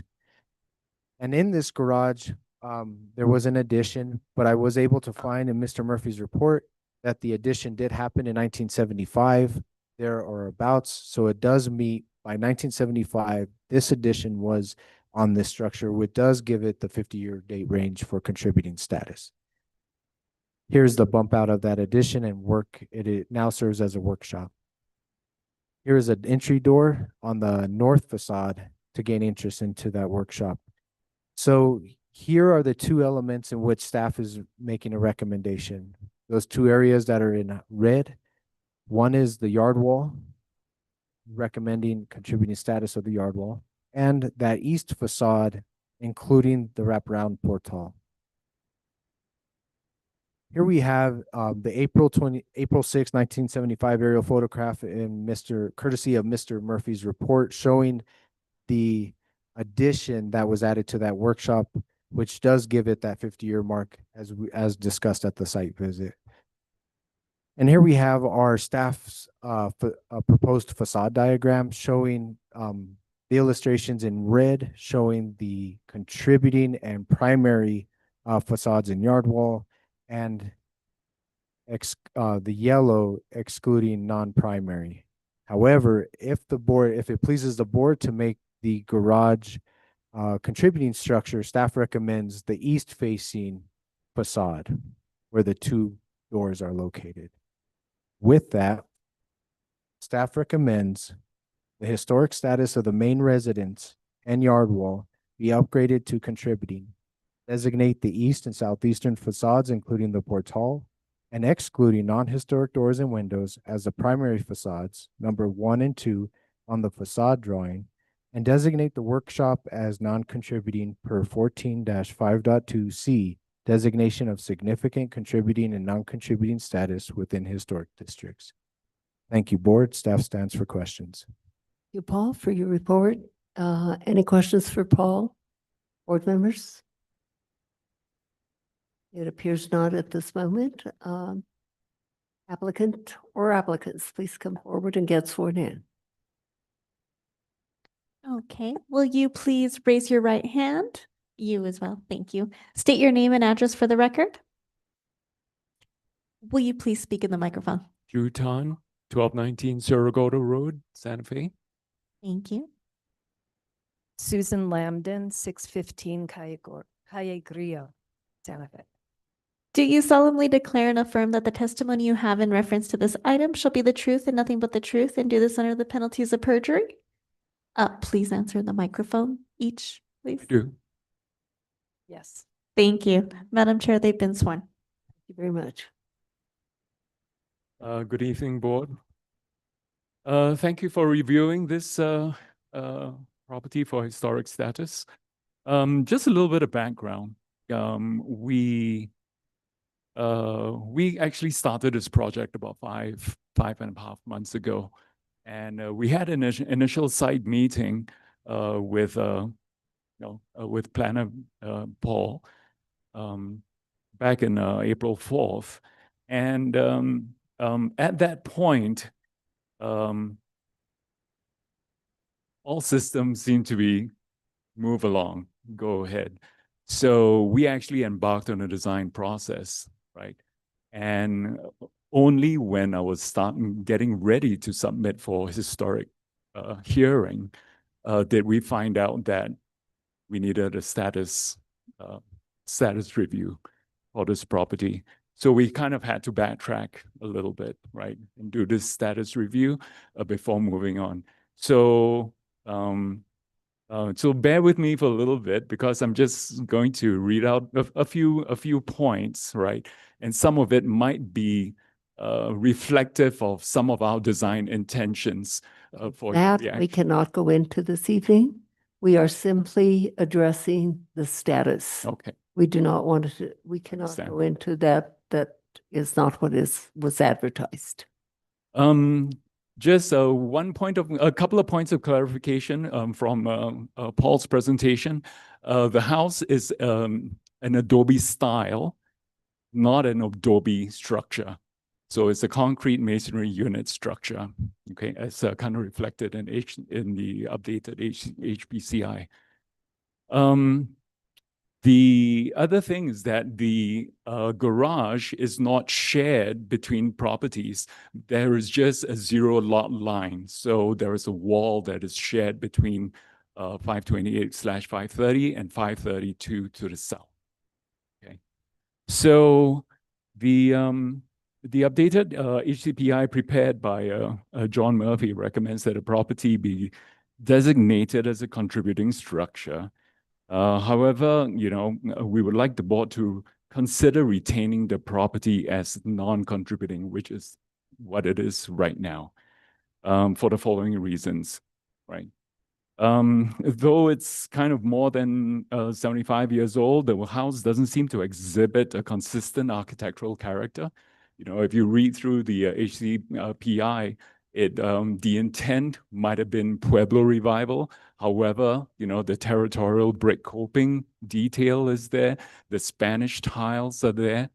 The doors and windows don't have any exposed lintels, nor does it have any kind of trim around them. So the existing style mix, right, seems to be, really neither here nor there, The windows, all right, as described, are a mixture of all steel frame, single pane windows, which are the dominant style, one wood clad window under the portal on the east side, and then the aluminum frame garden windows that are kind of pop out from the building surface.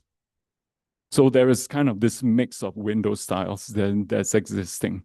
We had a window assessment done by Ray Patterson, who incidentally also assessed the number of properties on that same street. And he determined that some of the neighboring properties have indeed already changed out their windows to wood-clad windows.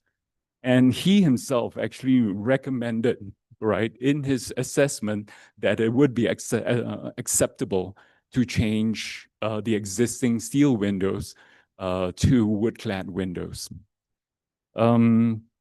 The existing, the thin wrought iron, right? The wrought iron detail, the posts that support the portal, right? They, again, they introduce another stylistic element. I mean, they're more Victorian, right? So, again, and we intend to kind of change these out to posts because structurally it's not great. At one end, the beam is actually dislodged from the wall itself. So the structure of that portal needs to be assessed, and redone. And we would like to kind of, put wood in basically to match the character of the neighborhood, right? The CMU walls of the house are entirely uninsulated, and as part of our project, we would like to, insulate the house. But to do this, right, if we have contributing status, we would be technically covering up historic material. So that might present a complication. And then without, I'll skip this point. And then finally, for the east facing garden window, the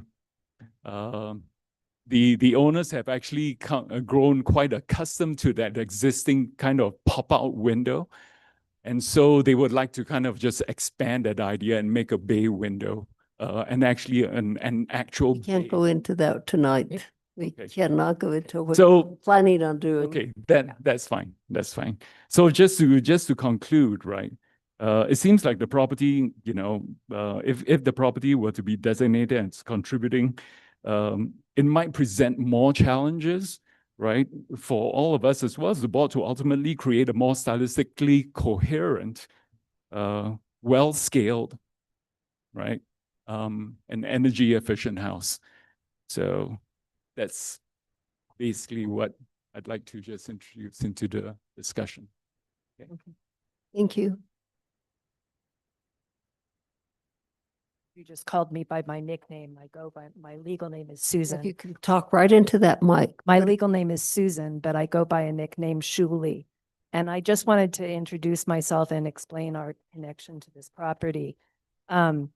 my partner, David, has lived in one side of the duplex for 35 years.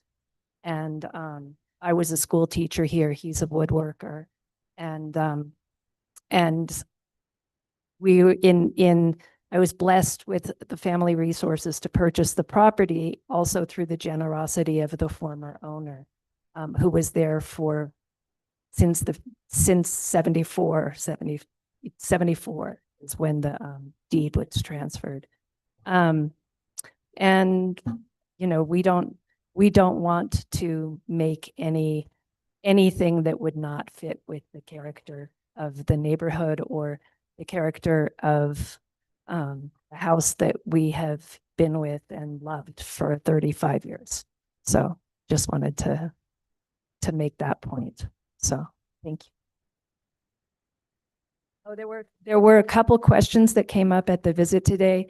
And I wanted to apologize for inadvertently breaking your protocol by trying to answer questions or making suggestions myself when my memory, in some cases faulty, remembered something different from what Paul had said. So I just wanted to offer you my apologies as well. So thank you. No problem. Thank you. If I'm correct, staff recommended on the house, the east elevation. Is that correct, Paul? Madam Chair, that is correct. The east elevation on the garage, the east elevation, the workshop, no primary facade, non-contributing. Madam Chair, if it's the pleasure of the board to make that east facade on that addition, that would be the pleasure of the board. It is older than 50 years, so it would meet the criteria.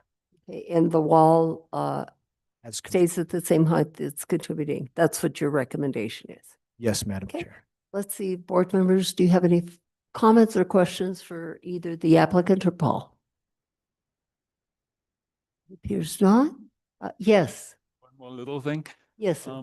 I think Paul is also recommending that the east wall, the yard wall facing Carriacovo, be designated contributing. However, it is an exposed CMU wall that is kind of crumbling. So I'm also, if possible, that that be excluded as a primary facade. Thank you. Yes, ma'am. I just wanted to read from Mr. Murphy, John Murphy's report, where he said the later shop addition and the front yard wall are non-historic and carried no status. And he says that on the first page. And then on page 14, he says the garage and the attached workshop were recommended for non-contributing status.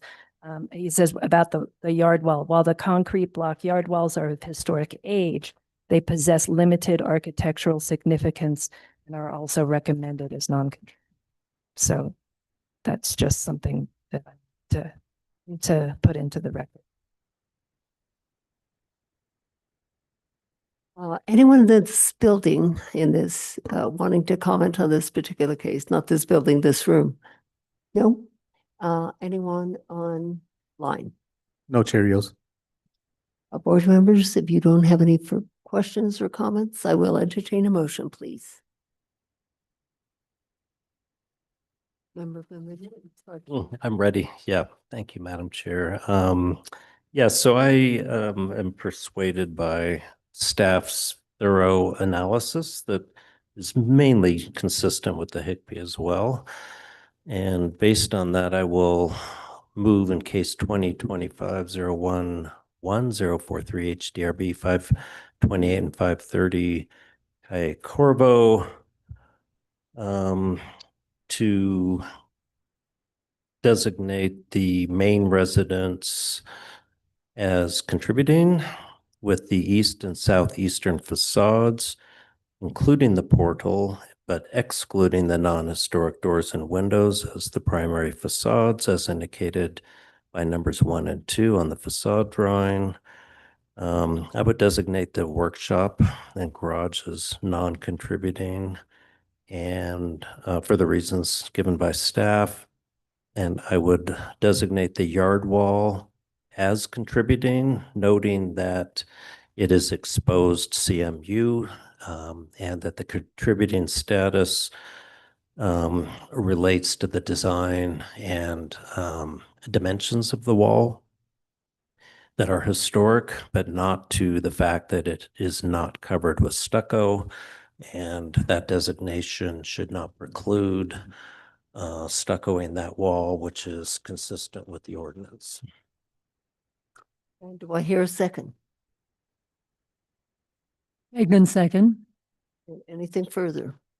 Nothing Yeah, further. I have a question. Member Cherry? Have discussion. Are you just first a clarification? So your motion includes facade in the facade diagram number 2, but not number 3. Is that correct? Yeah, I think it's just numbers 1 and 2. Let me check.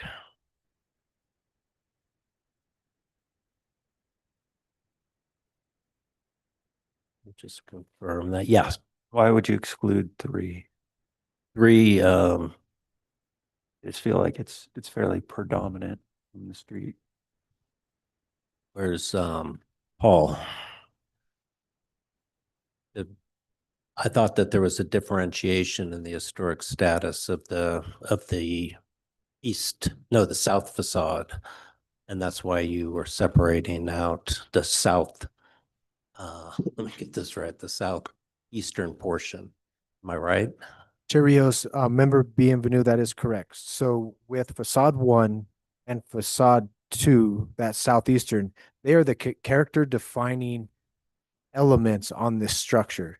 Now, facade 3, as the portal extends westwardly, you have a window from the 1980s that abuts out. You have a steel casement window, and so you have some characteristics, but that southeastern corner, you have the original portal, the Spanish tile, the same openings, the same historic openings, and we want to preserve those character defining elements on this structure. Are you staying with your motion? Well, I do think it as is being brought up that it's arguable that you could include additional parts of that elevation, but I will stick with the motion based on staff's recommendation. Roll call vote, please. Member Bienvenue, Yes. Member Cherry, Yes. Member Degnan, Yes. Member Mather. Yes. Madam Chair, the motion has passed. Thank you all. Next case is located at 425 Abeta Street. Madam Chair, the applicant would like a little clarification. Is that possible? Pardon me, never mind. My apologies. Thank you. And is the applicant here for 425 Abeta? The applicant, okay. Lanny.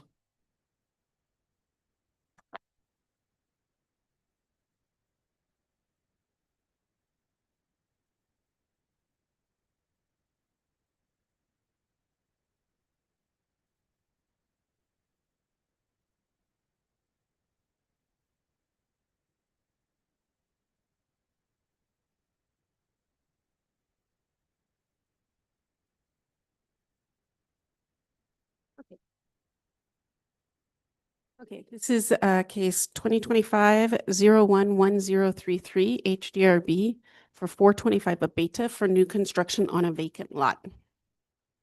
Abeta Street is a narrow one-way dirt road lined with high yard walls and foliage overgrowth.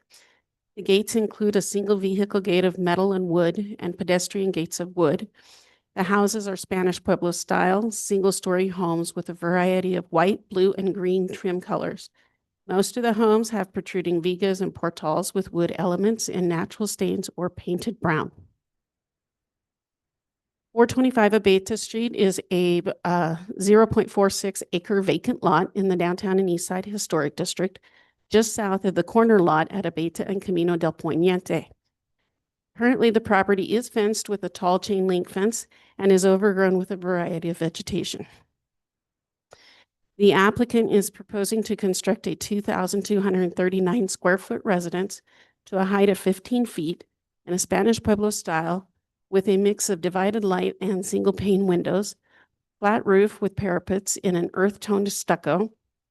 The corners of the building will be sharp corners with no bulldozing. The divided light windows are integrated divided light with muntins that are not easily removable.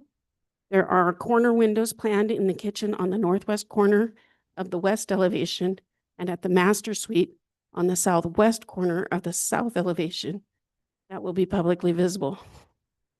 Therefore, an exception is requested to section 14-5.2 E2B for publicly visible windows at less than 36 inches from a corner. They plan to construct an 866 square foot garage to a height of 12 foot 10 inches and construct a covered 9 foot 6 inch high breezeway between the garage and the residence. Construct a 551 square feet of portals with wafer style roofing. Install skylights. The skylights will not be publicly visible. And install ground-mounted HVAC on the east elevation. The HVAC will not be publicly visible. Due to the angle of the building, the southern corner window on this drawing, which is just to the left of the porthole, may be publicly visible. Therefore, the exception is requested for this window. Without the building actually being there, it's hard to tell whether or not that would be publicly visible. The second corner window is here under the porthole and will be publicly visible as it does face the street. These are our proposed colors. And staff finds that the exception criteria have not been met and recommends denial of the exception to place the two publicly visible corner windows at less than 36 inches from the corner. Otherwise, staff recommends approval of the other elements of the application as they comply with 14-5.2D general design standards for all historic districts and 14-5.2E downtown and east side historic district design standards. I stand for questions. Lanny, are some of these windows non-divided light proposed? Yes, the non-publicly visible windows are planned to be single pane windows. Okay, and are those under the portal or are there some that are not under portal? Some are not under portals, but they're at the rear of the building, so they will not be visible. Okay, and this house you described as Spanish Pueblo Revival. Correct? I did, but I don't believe it is. It's more of a recent Santa Fe style than it is the old style. So with one of the prominent elements of a Spanish Pueblo Revival style home is rounded corners. We always have rounded corners on, and that area right there on, in particular on Aveta Street, if you want this building to be in harmony with the buildings that are close to it, that are on the other side, they are, they have rounded corners. They have thick walls. And perhaps we can ask the applicant why the owners chose to go with non-rounded walls with very sharp corners.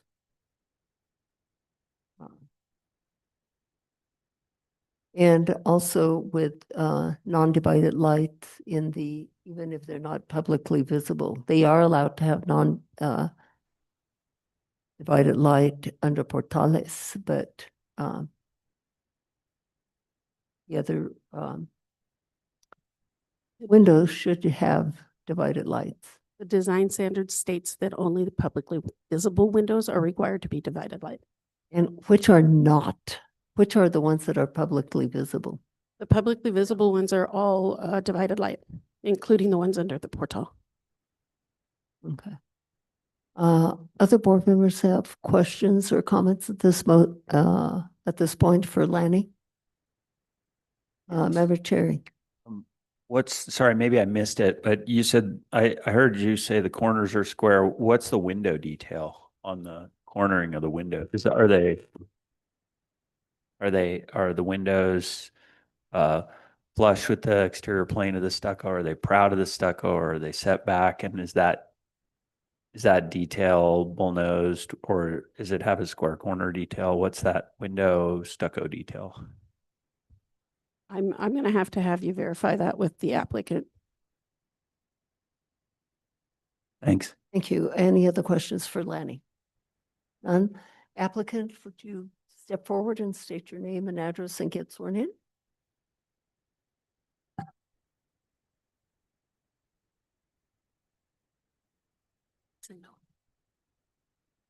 Wait 1 second. He wants to do a presentation.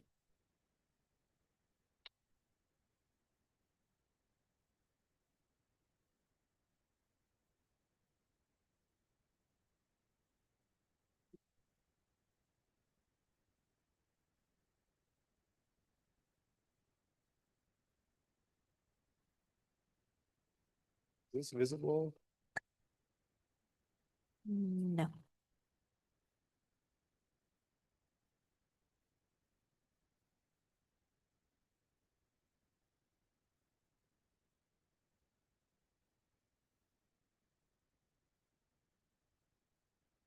IT, can you help with this possibly?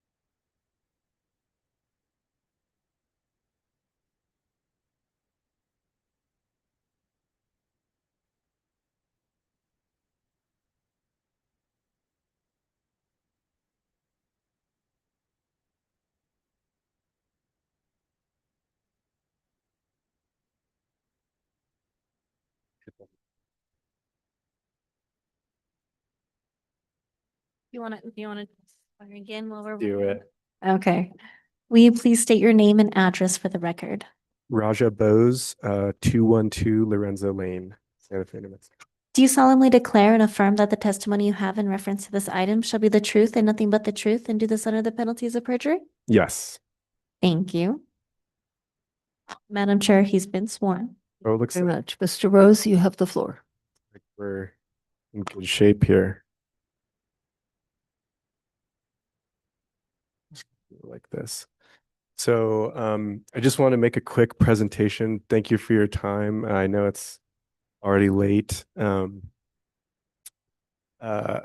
think as the architect of not an existing building, but a completely new structure in a historic district and a significant part of a historic district like this,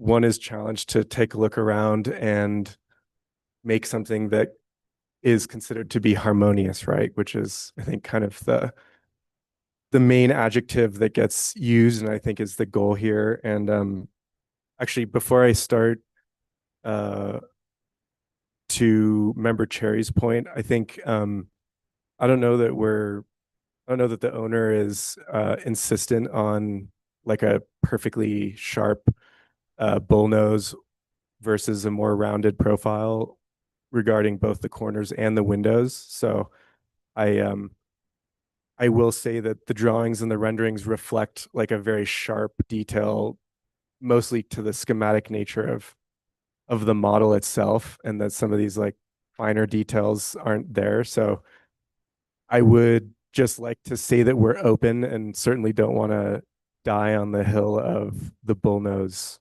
or not. Just quickly, I'm Raja. I'm an architect here in town. I am from Santa Fe originally, and I live in this district, and I love my town and my district. So I hope that you hear what I have to say in that light. So I just quickly want to talk about preservation in this town. The HPD that we're all involved with right now was actually not formed till 1956. And at that point, when they were looking back at things that were 50 years old or more, which I would call the historic past. So I'm going to use that term for this presentation, but not 20 years ago past, but the historic past. So 50 years, 100 years. They looked around, and this is actually what they would have seen, right? Late 1800s architecture. That was the original territorial capital from 1886. This is the new, what became the Baton building that actually looks like this today. This was a beautiful, prominent kind of Victorian structure, I would say, from 1882, which even after the National Historic Preservation Act that I feel like we're very much in the spirit of here, nonetheless, in the late 60s was, re-Pueblo-ified, let's say. And I'm not saying it's right or wrong, but it's a synthetic history, okay? It's not the actual preservation of the architectural style as such.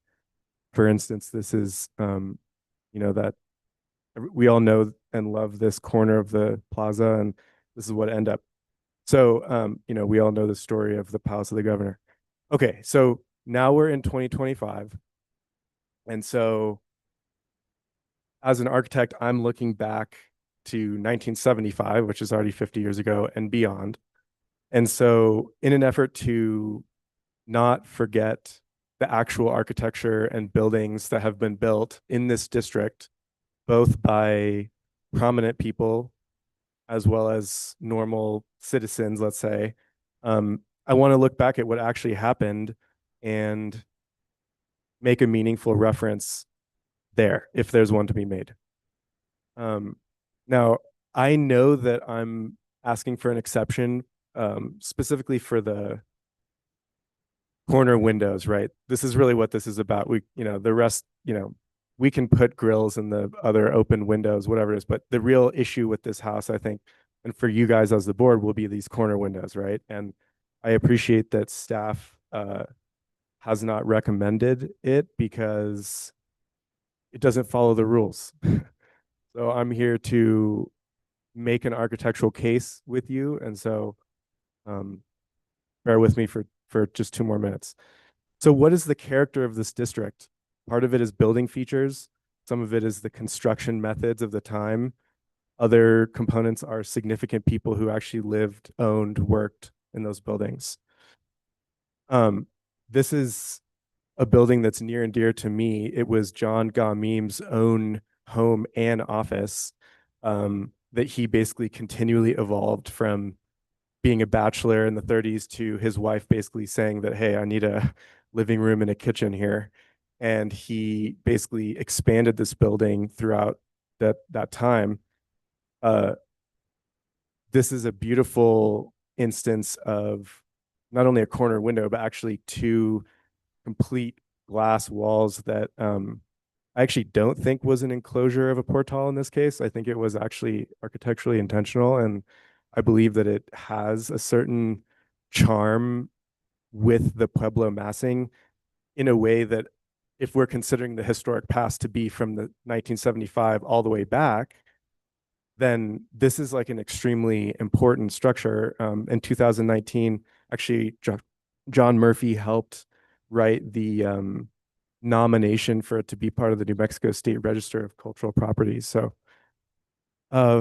another interesting case of what is almost, I would consider nearly 100% a STAM house or some version, with a beautiful steel window here, corner window that yeah, it does speak to the time that it was built. It's a new technology. It's a finer profile. You know, they have that thin structural corner member in there that is interestingly still recessed from the mass, right? It's not like a bona fide post. It's part of a window system that actually wraps the corner of a Pueblo mass. This is in Otero Street, same district. Another beautiful example, you know, architecturally speaking, you know, I would call this almost territorial Pueblo mid-century kind of hybridized into what I think is incredibly important, or at least very character contributing building to this district. And this is on Delgado Street. So this is like, you know, a lot of people walk up and down it from Canyon Road. I maybe you're not supposed to do this. This is actually my own project, but I think that I'm allowed to reference it because it was a contributing building when I got it. And a number of you were on the board then, and that helped accept this. And so at that time, we were actually required to maintain and preserve the corner window, which we did with great enthusiasm. So, okay, and then I threw this in here. I know this isn't a historic building. I know this was built like, what, not even 15 years ago. However, extremely prominent building. It's on the corner. It has corner windows, which I think this is kind of an interesting inversion of the corner window. It's actually the inside corner that's doing the continuity of the window, but both corners facing Canyon and Alameda conjoining Paseo are actually corner windows, which, you know, I'm sure you know Craig Hoop's a well-known architect here. And, you know, this was obviously passed by some version of this board. And it's a really like contributing characteristic building. Okay, so this is my argument. Here are the locations, so you know that I'm, you know, kind of picking from all over the district. And I just wanted to bring this quote up that actually is in the staff packet that was given back to me prior to this meeting, which, and this is about Otero, but it kind of was a similar response to all these examples I gave, which was, oh, well, that example is a historic window and therefore protected through the historic preservation standards of the historic districts ordinance. And so my point there is, exactly, I agree. These corner windows are historic material and they contribute to the character of the district, according to me. So the only other thing that I wanted to incorporate here too tonight with you guys is that you, the board, are here because the design district rules are, they're there to get things going, but then ultimately, if they were non-discretionary, then there wouldn't be a board, right? And there wouldn't be a path to exception. So the way I feel about that is that, you know, this is a starting point. If you have no idea what you're doing, you can at least follow these guidelines and the outcome will be roughly Santa Fe Pueblo style or whatever. But I think I'm trying to push it a little bit with the kind of architectural story of this building. And I'm asking you, the board, to grant the exception on the premise that it is a meaningful piece of architecture that is really trying to relate to its surroundings. And I just threw this in there because it's easy to do. So this is our elevation stripped of the corner window, but also stripped of all the grills because technically we wouldn't need any of them under our portals. And we wouldn't need to follow the glazing percentage criteria either. And, you know, this would be perfectly allowed without any exceptions. But we're trying to do this instead, which we think is much more beautiful and tasteful. And this is what's requiring the exception. And so I think as a board, you're as much here to prevent this from happening, as you are here to help me make this happen. So that's the design and that's my story. And I very much appreciate your time. Well, I'm sure I appreciate your comments, and I'm sure the entire board appreciates your comments and the history that you just gave. Board members, questions? Yeah, I have a Mr. Rose.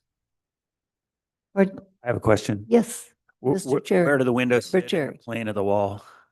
Yeah, sorry, I wanted to address that. So I think the basic assumption here was to trim the sheathing back, put the nail fin directly on the buck, and then have 2 inches of rigid outside of that. So that gives you 3.5 inches from nailing fin to outside of stucco.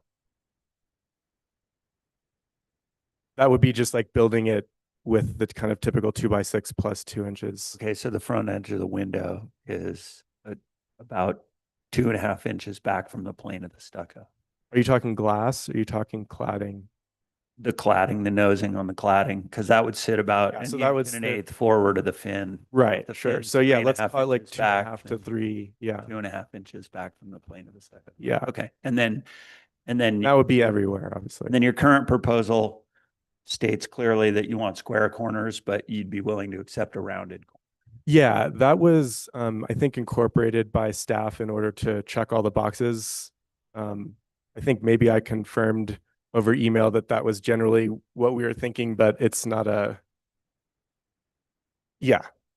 non-issue. Thanks. Other board members have questions or comments? Member Benvenu. I'll weigh into the discussion. Yeah, so you brought up a lot of philosophical points about our ordinance, and it's always interesting to have philosophical discussions about that. I guess just to take a kind of a high level approach to responding to some of that.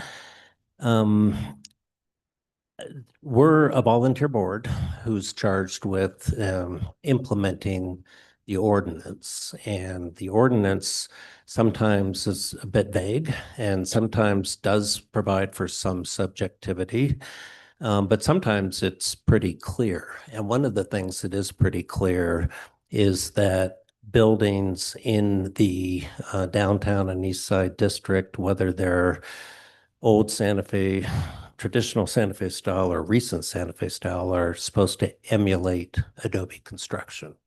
And that really is the genesis of all the other subsidiary rules. That's the genesis of the 3-foot rule. It's the genesis of the deep reveals. It's the genesis of the amount of the percentage of glazing on a facade. All of those are really just ways to codify the fact that it wouldn't look like an Adobe building if it didn't have those features, because you just structurally, it wouldn't work. So, when we as a board may, I don't think, I think it's a completely legitimate question to say aesthetically that corner window, for example, is attractive. And as you point out, we've protected those in the past when they're historic. But they are specifically prohibited by our code. So for us to decide that because it's attractive, we therefore find that we should permit it would be, in essence, in my mind at least, the board rewriting the ordinance, which is a governing body's responsibility. And the alternative to doing it that way, and the other problem with it is not just that we're rewriting the ordinance, but that there'd be no standard for then limiting it to that specific property, because really we'd be saying corner windows are great because everyone could ask for a corner window at that point if our justification was the one you've Well, presented. it takes a lot of work to get this far. Yeah, so that would in essence mean that we are from now on allowing corner windows, which would be in direct contravention of the code. But the alternative is to apply for an exception. And the problem is that one of the exception criteria is that you need to have a hardship. And, that's a pretty strong, high burden that needs to be demonstrated that's greater than just, I think it would look better. Which kind of brings me back to the other issue. It is a nice design, as you pointed out. You've done a nice job with the divided lights and so forth and so on.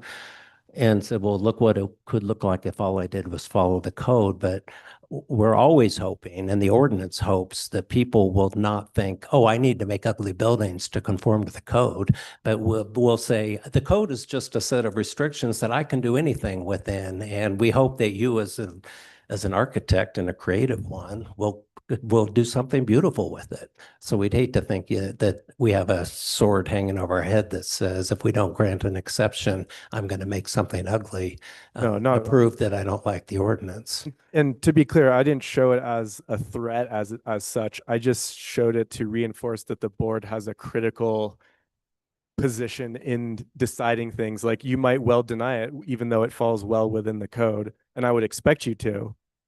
And that's all I meant by that. Yeah, Rather than hang and a sword I over- appreciate that. I do, and I took it that way too. That not that you were doing anything untoward, because again, I think you obviously have a very good design sense, and what I'm trying to emphasize is just, oh, you can make a beautiful building, even one that has never been seen before in the district, within our ordinance, and that's what we're always hoping to see. It doesn't have to be a cookie cutter building just to conform. Those are some restrictions, but then you can do a lot within those restrictions. And I'm always surprised we don't see more creative interpretations of buildings that completely meet the standards of the code, but are beautiful new buildings. We just don't honestly see that very frequently, sadly to say, in my opinion. So more power to you if you can do that. I think maybe you were going to make a comment to something I said before I go on. So I want to give you an opportunity. Thank you. I think maybe you actually moved on to say it anyway, but I don't by any means request that you rewrite the ordinance or that you treat all cases differently. But since there is an exception and the first criteria of that exception, admittedly, I'm not going to sit here and tell you that there's a hardship. Okay. I'm not going to. Which Yes. unfortunately is your burden. Yeah. So, For us to so grant an I can't, exception. I'm not going to even pretend to outwit you on that one. But the first criteria is that it does not destroy or disturb, or what are the character of the district, right? It does not damage the character of the district, I think it is. And so in answering that, and by pointing to other instance, if not also significant instances, including the home and office of the father of the Santa Fe style, one could argue, then I truly believe that it could be accepted by the board as an exception and not damaging the district, and that you would have upheld your duties in that way. I think maybe might be right for that one exception criterion. Yeah, but the rest. You do need, again, this comes back to the board being of just a group of people implementing a code. We have to follow what the code says, and it says you need to carry the burden of demonstrating that all of those criteria are met. And that's what the governing body decided in its wisdom. And we just don't have any ability to rewrite that. So just moving on a bit, the trim color, we usually don't agree to what is, I think you call it a charcoal, but it's kind of more or less black, which I think is another contemporary element. And I appreciate that you're trying to give it a contemporary flair, but would you be willing to agree to a lighter color for the trim? Yeah, like a dark bronze. Something lighter than a charcoal, dark charcoal or black, but yeah, sure, bronze.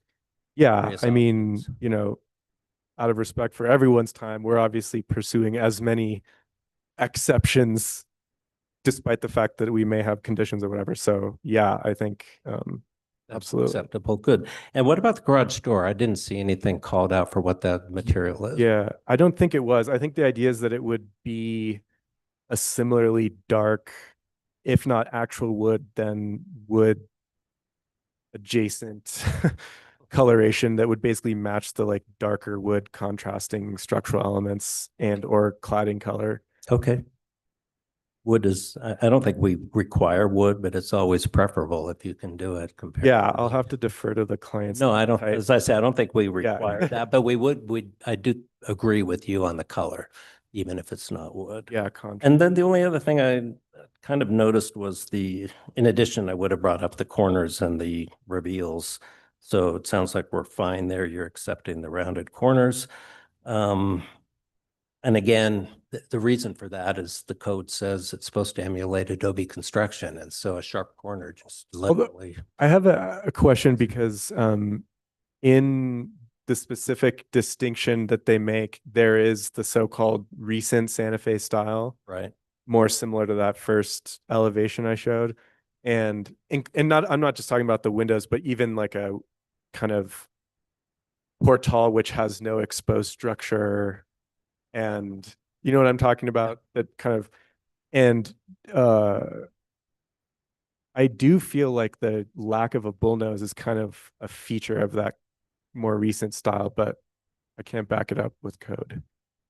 I'm for some reason not putting my finger on it. Recent Santa Fe style intends to achieve harmony with historic buildings by retention of a similarity of materials, color, proportion, and general detail. The dominating effect is to be that of Adobe construction.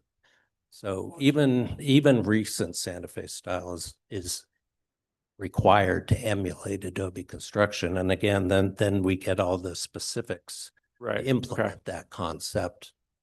So I know what you're expressing is a very common, again, another common misconception. We addressed a bunch of them tonight, but the recent Santa Fe style, the idea is that it's still supposed to look like an Adobe building. It just doesn't have to be made out of Adobe. That's in essence what recent Santa Fe style is, with a few other minor changes.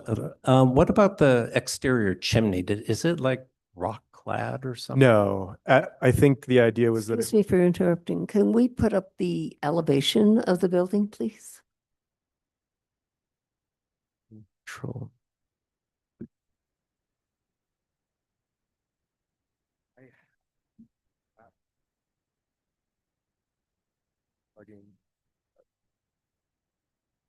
Is that enough?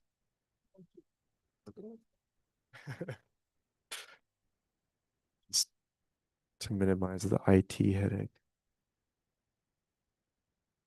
So sorry, the idea was that it would be of a similar, well, not similar, exactly the same stucco. Oh. Whatever the. For some reason, I thought I saw in the elevations that it looked like it was rock clad but that's fine. That's all. To be fair, I am missing the stucco hatch. Gotcha. But yeah, no third material. But, I think it's a nice design all in all. So, I hope it didn't sound like I was being critical of what you're doing. No, not at all. So I think that's it. Thanks. Could you tell us again the color of the stucco? Yeah, I believe we said Torreon, which is just one of the Stowe colors. It's kind of I don't have it in this presentation, but yeah, it's kind of a not controversial color. On the approved list. Are you done with your questioning? Or any other questions? Questions or comments? Anyone in this room wishing to comment on this particular building?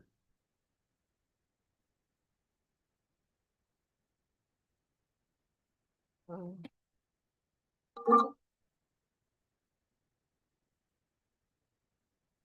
you please state your name and address for the record? Yes, Elizabeth West, 318 Center Street. Do you solemnly declare and affirm that the testimony you have in reference to this item shall be the truth and nothing but the truth, and do this under the penalties of perjury? Yes, I do. Thank you. Chair, she's been sworn in. Thank you. I noticed about the color that there was a clarification. It says it's a close to being white, but it's not really white. It's very white looking. And that combined with the sharp edges and the fact that the garage is sort of prominent in a way that since I'm not an architect and I'm not on the board, I am allowed to say these things. It has a little bit to do with my opinion about the placement of things. We don't see a lot of the trees that are there already in the image from above, and in the drawings you don't see the trees. So I have to imagine that there's going to be some softening of the building, but it's and then referring to the corner windows and pointing out the Paseo de Peralta Canyon Road connection. That was a real goof, saying yes to that. Those windows are way too big. And so that was a goof. I don't think it's very smart to point out that. It just reminds me of the goof on the plaza with the all those windows that go almost down to the street. That's a goof too. And why do we have this code? Why do we talk about making it reminiscent or feel a little bit like Adobe? It's because we like that. It's part of our history. And it's goes way back to Arabic times and to home done versions of a kind of elegance. Of the John Goamim house, I guess it's on the Santa Fe Prep property. I think one of my children did pottery there or something. But the difference is that the rounded edges around the windows and around the edges of the house are very much more reminiscent of Adobe. And as I like the feeling of Adobe. I really do. So I'm very happy about that part of the code. I think that's my only comment. I think it's a really good start of a drawing. I'm impressed with the presentation. It's fancy. I think that's great. But it feels a little bit to me, and I'd love to hear what the applicant would say about this, but it feels a little bit to me as if it's pushing against the guidelines instead of using the guidelines. That's my comment. Thank you, Elizabeth. Anyone else here wishing to comment on this particular case? No one else. Anyone online? Yes, Chair Rios, Stephanie Benenato, may speak now.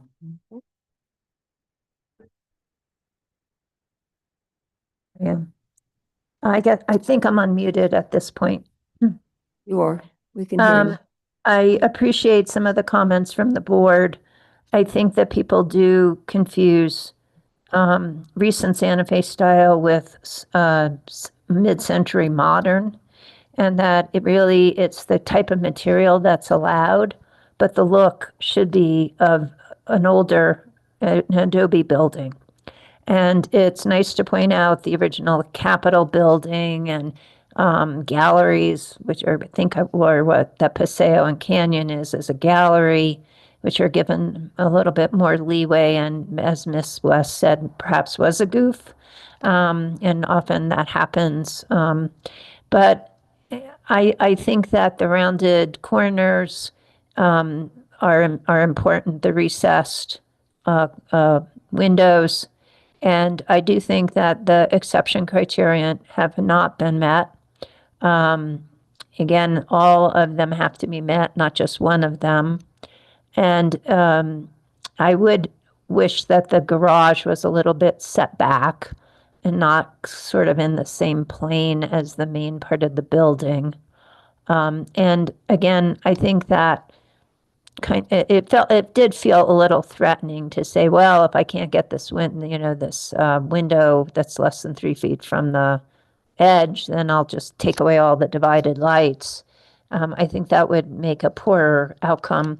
And hopefully the architect was just kind of pointing out what would happen if they followed exactly what was required as opposed to what was aesthetically pleasing.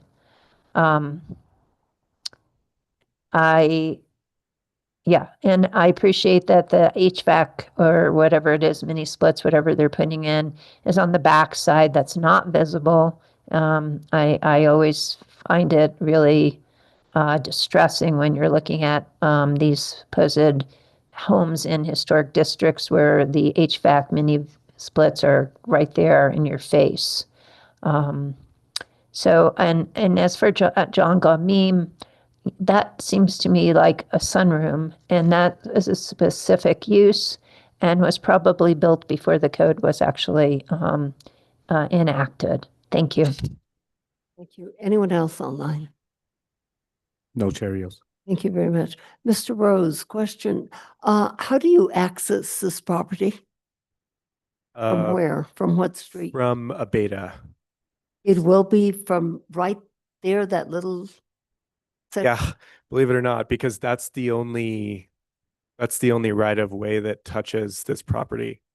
Because Camino del Poniente is like a whole property up, right? And actually it's quite inconvenient because Abeta is actually a one-way north. So if they were to never break the one-way rules, which of course they never do, but they would have to go like fully around. But yeah, anyway, long story short. So will all those trees that are presently there, will they be removed? No. No?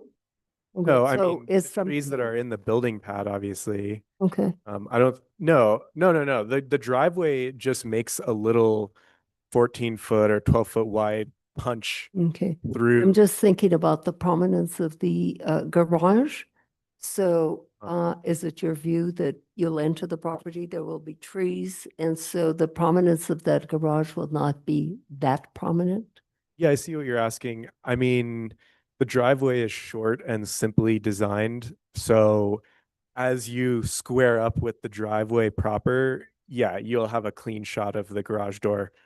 There's no way to put a tree right between. But yes, about maintaining a high level of vegetation in general, and like even just to the degree to which this house is like exposed is limited, as you guys saw on your field trip today. From, how far back does the house actually start? You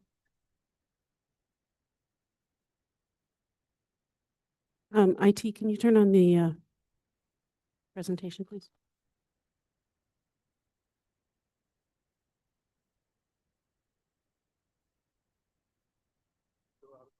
Those 5 pixels are about, I think it's about 60 feet. Because so for graphics sake, that's a 20-foot setback. Oh, sorry. But it's more than 60 feet away from the lot line, the garage. Board members, if you have no further questions or comments, I will entertain a motion. Member Benvenu, you look Thank you, eager Madam to make Chair. a motion. Well, we're not eager, but no one else raised their hands, so I will jump in. 2025-011-033 HDRB 425 Abeta Street. Okay, so I would have move to have findings entered that the exception criteria for the corner window have not been met for the reasons given by staff, and therefore the exception is denied to place the 2 publicly visible corner windows at less than 36 inches from the corner. And I would further move that the application be otherwise approved with the additional understandings as agreed to by the applicant during the course of the hearing, that the corners will be rounded, and I would say that would mean a minimum of 2.5 inch radius, that the trim color will be made lighter, such as a bronze color, and that would be submitted to staff for approval, that the garage door be similar in color to the wood elements of the house. I think that covers everything. Otherwise, the application is approved. Is there a second? Second, Degnan. And is there anything further to add? Oh, and also that that there be reveals on all the windows of at least the depth that was indicated by the applicant. I think it was 2 inches, and that the corners of the window reveals also be rounded. Thank you. Member Cherry, you're raising your eyebrows. Do you have some? I was just wondering if the second was going to second the additional Oh, element. do you? Well, I guess I was waiting for, yes, second accept. A question for Member Cherry. 2 inches. That's not a lot. Still. You said 2, but He said but 2.5. we said 2.5. So Oh, yeah. That's Sorry about that. Go ahead, Madam Chair. No, I was just gonna say, and for the radius, 2 inches, is that a proper indication? Of The of a bullnut. curvature? Yes. Or- Yeah. Yeah, it is. And And are you 2.5 saying inches. is it a proper way to refer to the radius, to the Yeah, curve of yeah. the bullnose? Yeah. Okay. Yeah, and 2.5 inches is, I would say, adequate, minimal but adequate. Minimal, but that's what I agree with. And this Uh, is something where, as long as we're talking about this, I really think that we need to just establish once and for all a radius that applies to all projects. Or a range. It could be a range, yeah, but a minimum and a max, at least a minimum, but so that we don't have to do this ad hoc with every application. It should be, if we say rounded, that's understood to mean a range of Okay. certain inch radiuses. So that's something I'd like to get. Madam Chair, would this is a question for the staff. Thank you. Would the ordinance speak to that? Or does it just say rounded? Does it have a measurement in it? Do you know? It doesn't. 2.5, 3, whatever? Madam Chair and Member Negnon, it does not. What the ordinance reads is that it has to emulate Adobe construction. And so, Adobe construction is just inconsistent with real sharp corners. So So it doesn't really, It's somewhat implied. if you're observing the rule, it doesn't really matter. Yeah. Definitely. I suppose it's open to interpretation, but just traditionally, Adobe construction doesn't have real sharp corners. Thank you. So anyway, we have a more. However, the actual radius is undefined. That's why it gets discussed often. Mariah, may we have a roll call vote, please? Member Bienvenue, Yes. Member Cherry, Yes. Member Dagnan, Yes. Member Mather, Yes. Madam Chair, the motion has passed. Sure. Yeah. Is there, I guess, if once the corner windows are modified and they comply, is that another hearing, or it's condition, so I can do that with staff? Yeah. Yes. Okay. No, you have approval now. It's just that the corners need to be rounded to at least a minimum of 2.5 inches. Yeah. And so I guess I should have. Corner said this. window. I didn't. Corner windows. What? Oh, the corner They windows. have to comply. I guess They have to comply. Yes. No, I'm, that's not my question. Yeah, you're not required to have another hearing as Okay. long as you meet the criteria in that area of the building. So And- what I should have said, and I didn't, and I'm glad you pointed this out, is that revised plans should be submitted to staff for approval. That solves that problem. Oh, very, very important about the revised plans. They do need to be submitted. Yeah, so you don't need to Sorry. come back before us. The revised plans consistent with the way the project was just approved. You'll need those anyway for your permit. Okay, next case is located at 511A Camino Sin Nombre. Is the applicant here? The applicant, sir. I think that is your case. May we hear it? Yes, IT, can you put up the? Thank you. Okay, this is case 2025-011034 HDRB at 511A Camino Sin Nombre for demolition of a contributing structure. Camino Sin Nombre is a narrow dirt road running north off Camino San Acacio. The road is a slight hill, so Camino San Acacio is higher than the subject site. Therefore, most rooftops are publicly visible with skylights, various roofing materials, satellite dishes, and other rooftop appurtenances. The lots are fenced with a variety of yard walls and coyote fences, most of which are taller. The houses are mostly vernacular in style and low in height, though there are several two-story sections to some residences. There is a combination of divided light and single light windows in a variety of green and natural colors.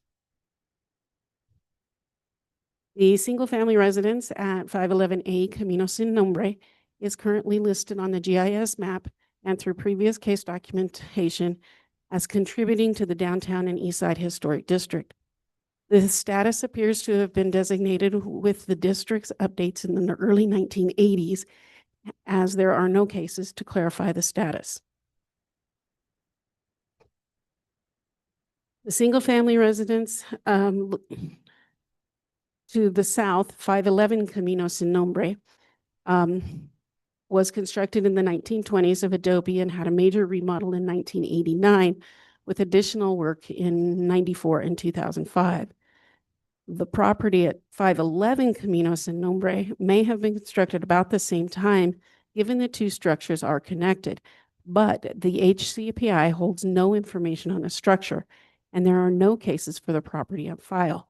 There is no documentation for review regarding the other neighboring lots. I did provide all of the HCPIs for that area, and they are all pretty much blank. Staff usually would request a new HCPI and a status review with primary facade designation for properties before any request for demolition or remodel. However, in this case, the condition of this property dictated that the status review would not impact the request for the demolition, and the applicant has opted to request an exception to demolish the contributing building. The structure is constructed of adobe with stucco and has two chimneys and a metal roof.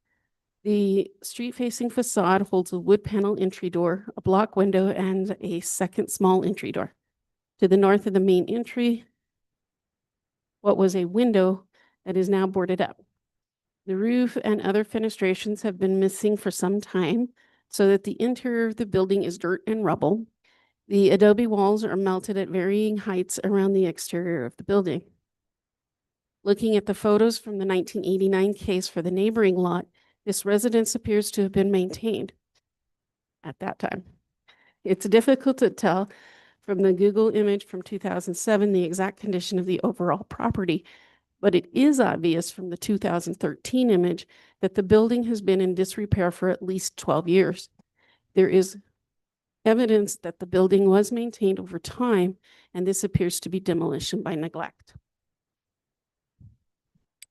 The applicant proposes to demolish the residential structure. An exception is requested to 14-5.2 D1A for demolition of a historic structure.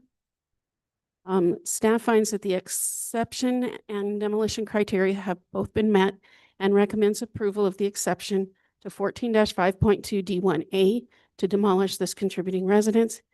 And staff finds that the application complies with section 14.3.14 demolition of historic or landmark structures. I stand for questions. Thank you, Lanny. Any questions for Lanny? None. Applicant, please get sworn in. Hi, please raise your right hand and state your name and address for the record and speak right into the microphone. Michael Krantz, 62 Castaneda Avenue, San Francisco. Michael, do you solemnly declare and affirm that the testimony you have in reference to this item is the truth, the whole truth, and do this under the penalty of perjury? I do. Thank you, Chair. He has been sworn. Good evening, and do you have anything more to add? Not really. It's just that my wife and I really love the district. It's been fascinating listening to the work you guys do, and we're thrilled to have an opportunity to contribute to preserving this neighborhood. Thank you. Any questions for the applicant, board members? None? Anyone in this audience wishing to comment on this particular case? No one? Anyone online? Oh, somebody?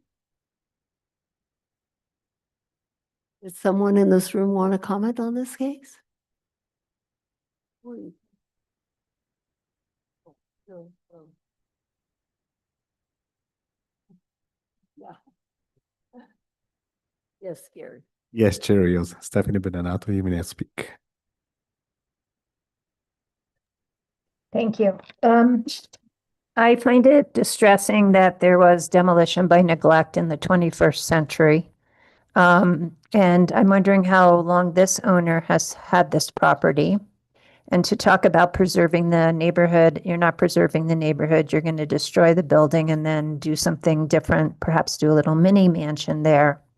I'm wondering, because I think you've done this before in buildings that were demolition by neglect, where you required that the original footprint be kept, and that if other additions were going to be added on, that the applicant would come back and then get permission. So I think that, again, to just allow a building like this to just fall away, which is really what has happened here, is really, really sad. It reminds me of the houses on Palaco Street that you've just made contributing, that really, I think somebody's going to come in and ask for demolition because they're in such bad repair. And I do think, again, at least the preservation of the footprint so that it remains in character with the neighborhood would be at least something to offset the really sad demolition that has a demolition by neglect that has occurred. Thank you. Thank you. And Gary, you said there was no one else? No one else. Thank you. Board members, what are your wishes? I will entertain a motion. It appears you didn't have any questions.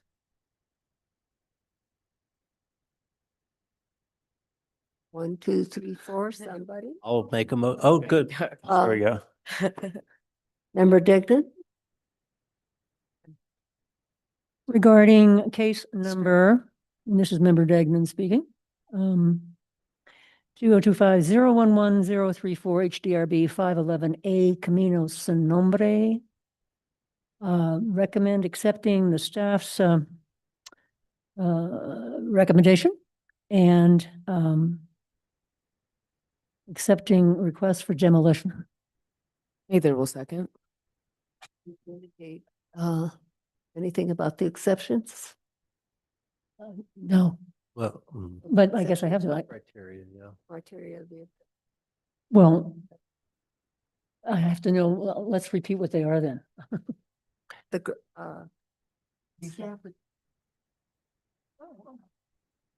Okay, I have to say that out loud, sorry.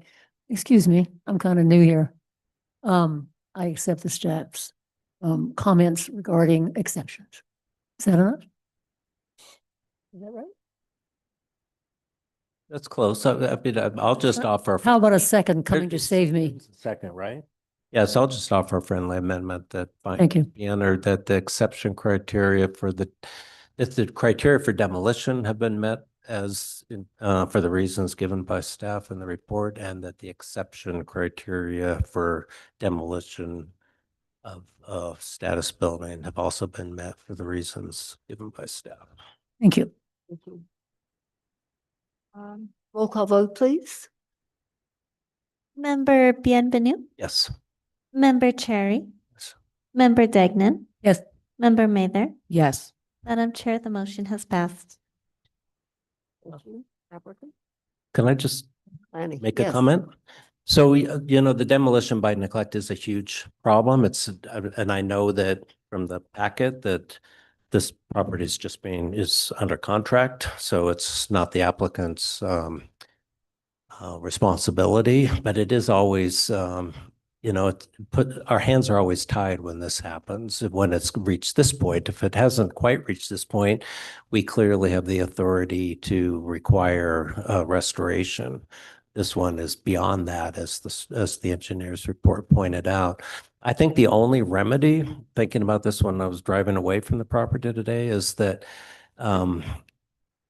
just as staff and the enforcement division find code violations when people are doing unauthorized work, that I'm sure you're always looking as well for this problem. And I think that's very important because something like this has obviously been decaying for at least a decade now. And so I think if staff sees that, I hope they would bring it to the board's attention or just proceed directly to enforcement action.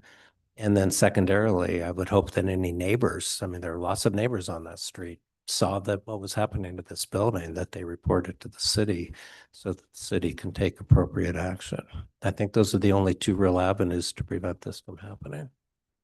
Good point. I have a follow-up.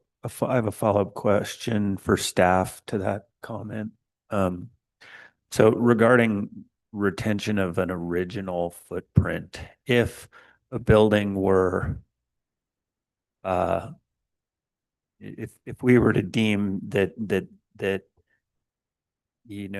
an applicant who in similar situation to this had to rebuild on a similar footprint after the building was demolished, how would the zoning code be affected because there'd be a setback from that adjacent building or setbacks from the property lines? So in other words, it seems to me like there would be some code conflicts there with other code departments and it's just a general question to inform us. Thank you, Chair Rios. While Frank's looking at that, I could generally speak to that concern, Board Member Cherry, because if there are either like a lot coverage or setback standards that are currently non-compliant, the demolition will like erase the legal nonconformity. And so the rule is that whatever is replaced must meet the current standards. I can't speak to any specific nonconformities that exist on the property. I don't know if the case planner, identified any on the property with regards to setbacks or lot coverage. Well, that's part why I asked the question, because the building that's been approved to be demolished is adjoining the neighboring structure. So clearly, if you removed the existing structure, you'd have to meet a 10-foot setback per fire. Right. A 5-foot setback. There's a non-conforming structure on one side. It's going to remain, but now the non-conforming structure that exists is going to be demolished, which is going to push them into a 10-foot setback from their design standard. I'm just curious because it was suggested by a member of the community that has been something that had been done in the past, but I just don't think we can blanket do that if it conflicts with other codes, constrict them to a specific footprint if they won't be able to get a permit with what we approve because it conflicts with zoning codes. Yeah, Chair Rios and Board Member Cherry, I certainly appreciate your concern there. I don't know if Frank has anything to add or this one. Yeah.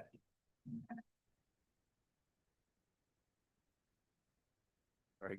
You have a comment? Well, Frank.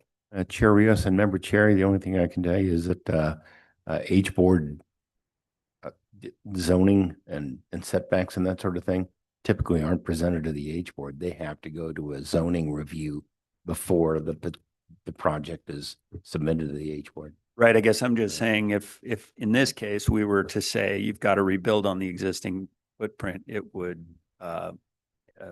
sort of handcuff the property owner into being able to do nothing because well, and I'm just certain you don't want to do that, but I heard Ms. Benenato's comment about requiring that a new structure be built on an existing footprint, but I don't know what the basis for that is in the code. The code just gives three demolition criteria, which you have clearly considered.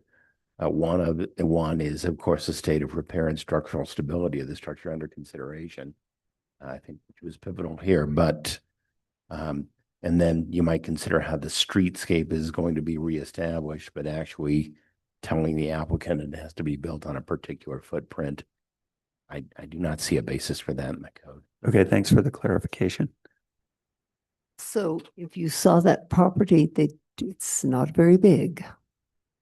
It's going to be a So- small house. Yeah. Yeah. So, I mean, there's just, You're from San Francisco, so you're used to small houses. let's say ask for 3 stories. Just kidding. Okay. Okay. Well, thank you very much. And our last case this evening is located at 1351 Kansas Road. Thank you, Chair Rios, members of the board. I am here in regards to case 2025-011047 at 1341 Kenyon Road. This is in the downtown and Eastside Historic District. Just a little background on the property. This property was formerly known as Los Cerros Dude Ranch. And the principal structures that you see here on the site plan were built in Spanish Pueblo Revival style in the 1928, 1929. And they are significant to the downtown and Eastside Historic District. So we are now discussing the garage, which is a freestanding 4-bay garage. And that was labeled as non-contributing in 2018 by the Historic District Review Board. Also in 2018, the case came in June of 2018. The case came before this board as a garage conversion into a studio. And they had yard walls and fences and windows changed out. So there was a fly. There was an administrative approval done by staff to extend the board action at that time, and that has been expired. And then the inspector has put a red tag on because the work was continued that was not approved. So that's where we stand currently. I would like to point out here in the red area is the portal that is being requested to be put on. That is, I believe, 458 square feet portal. So I'm just going to go through each of the elevations here. This was the original plan prior to the board's approval. As you see here on the mid to right side of the east elevation, is the portal being requested, and there are 2 windows here that will not be under the portal, and they are not divided light. However, it is not publicly visible. And here's the floor plan. It's a very open floor plan. So again, the applicant is proposing to construct a 458 square foot portal to the height of 10 feet 10 inches on the north and east elevations. The installation of exterior doors to be natural wood in color stained, a 4-foot yard wall built in CMU stuccoed and Alray buckskin, and installation of exterior lights, bronze in colors. They are going to be installing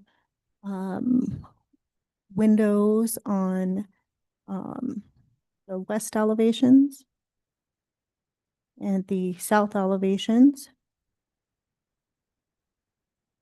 And here is a picture of the exterior lighting. I stand for questions. Any questions for Amanda, board members? So Amanda, the work has already been done, Not completely, Chair not Rios. completely, but Not completely. So there was work done on the original approval from the board. They had that extended, that we could no longer extend it further. And then there was some work done that deviated from your original approval. They were red tagged and a stop work order was issued. So it is standing as in need of further construction. So I have a question. Member Chair. When you say they're gonna be installing windows on the west, on the east and the north facade, are they gonna be installing different windows than those windows or? No, windows? they have installed windows that were not approved in your previous approval. Right, so the windows shown with the divided light in the packet are the windows that were approved in the previous proposal. Is that Yes, the packet material does include the previous case, which was approved by this board. And what you see here is what is proposed for the existing is what it is now. So these are already installed but being proposed Yes. as opposed In to this- the already approved proposal. Correct. Thank you. any other questions? Applicant, please get sworn in. Hello, please raise your right hand, state your name and address for the record. Michael Mizell, P.O. Box 2765. Do you solemnly declare and affirm that the testimony you have in reference to this item shall be the truth and nothing but the truth, and do this under the penalty of perjury? Thank you, Madam Chair. He's been sworn in. Yes, sir. You have anything more to add to what Amanda just indicated? Nothing more beyond from what I understand, I'm a friend of the family and trying to help them get this advance through. From what I understand, the building was in such a state of disrepair that it was starting to fall into the neighbor's property, which is why the son and contractors came in to straighten the building, but then kept going. And that's where this differentiation came of what was approved and why this was red tagged. They've recognized now that they need to actually do things properly and go through the process. And so that's why we're trying to do this here. Any questions for the applicant, board members? No questions? And there's Elizabeth. Did she want to say something? No, she doesn't. And is there anyone online? Yes, Chair Rios. Stephanie Perenato. Let me speak. Hi, am I unmuted? We can hear you. Okay, great. I think that you should look at the original approved proposal and require the applicant to make the changes to the windows that were approved. And I think you just did that on, I can't remember, it was in South Capitol, maybe Gildersleeve Street, where the windows got changed out by who knows, the worker, the contractor, the owner, and you are making them replace them in kind. And I think it's appropriate to do it here too. And I wonder, the other windows that we're seeing in the elevations, are those the ones that the board approved prior, or are these new proposed windows? And then I guess you look at the portals separately, since they are being proposed now and they have yet to be built. But again, I think just letting people pretend like they didn't know that there was a historic approval when they actually got plans approved weakens your authority and doesn't really help with historic preservation, especially in this area, which is, it's Canyon Road. It's Upper Canyon Road, but still, it is Canyon Road. It's an important part of the historic part of our town. Thank you. Thank you. Board members, if you have no questions or comments, a motion is in order. I have a question. Yes, Sorry. Member Cherry. So per, right now, there's a door kind of halfway installed in the north elevation. That the proposed door at this point, or no, there's a, Member Cherry, the door that you are referring to, the opening is there. However, the door has not been put in. I believe I have a picture of that for you here. There you go. In the north elevation, you see the opening is there, but the door has not been installed. okay, because I thought I saw a divided light door there today, like a wood door, right in the opening, not installed. Is that what is being proposed? Or something different? Yeah, that is not the door that's being proposed. I'll pull this up here. In the drawing, it is the wooden solid door. Okay, can you show the previously approved door that was? No, but it is in your packet. Okay. Gotcha.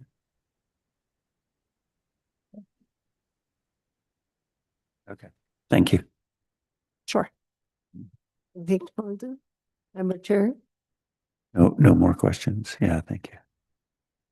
So if you have no further questions, the motion is, I'm ready for a motion.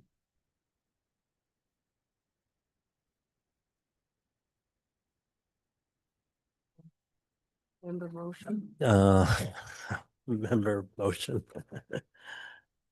Yeah, I mean, I'll just preface the motion by saying that the problem here is unauthorized work. And to me, that creates, I have two concerns. One is work being done when that's specifically contrary to what had been approved. And I think knowingly, because the applicant was knowledgeable enough to request extensions to get the work done. And then when they finally did the work, they just didn't follow the approved, either what they had proposed or what was approved. I think that's a dangerous thing to reward. And that because it does create an incentive, I think, on the part of builders to do something different than what's approved and then request approval after the fact. The second concern I have about that is that this went before a prior board and they reached a decision that they thought was the appropriate remodel here based on what was presented to them. And I think that there's reason to be deferential to prior board determinations unless circumstances have changed or it's a clear-cut case in the current board's view that the earlier decision was in error. So to me, the differences that jump out to me are the lack of divided lights. I know there's some minor alteration in the openings, but I don't think it's necessary at this point to redo the openings unless someone disagrees with that. But I do think it's necessary to return to the approved divided lights. So with that preamble, I will move in 2025-011-047 HDRB at 1341 Canyon Road that the application be approved, but on condition that all the windows and doors are divided lights as shown in the originally approved application. Is there a second?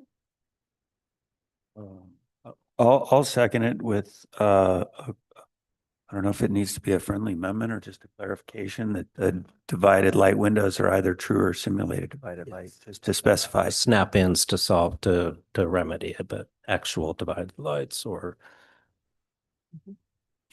true. True or simulated. True or simulated, but not snap-in buttons. Not snap-on grids on the outside, yeah. So I would second that.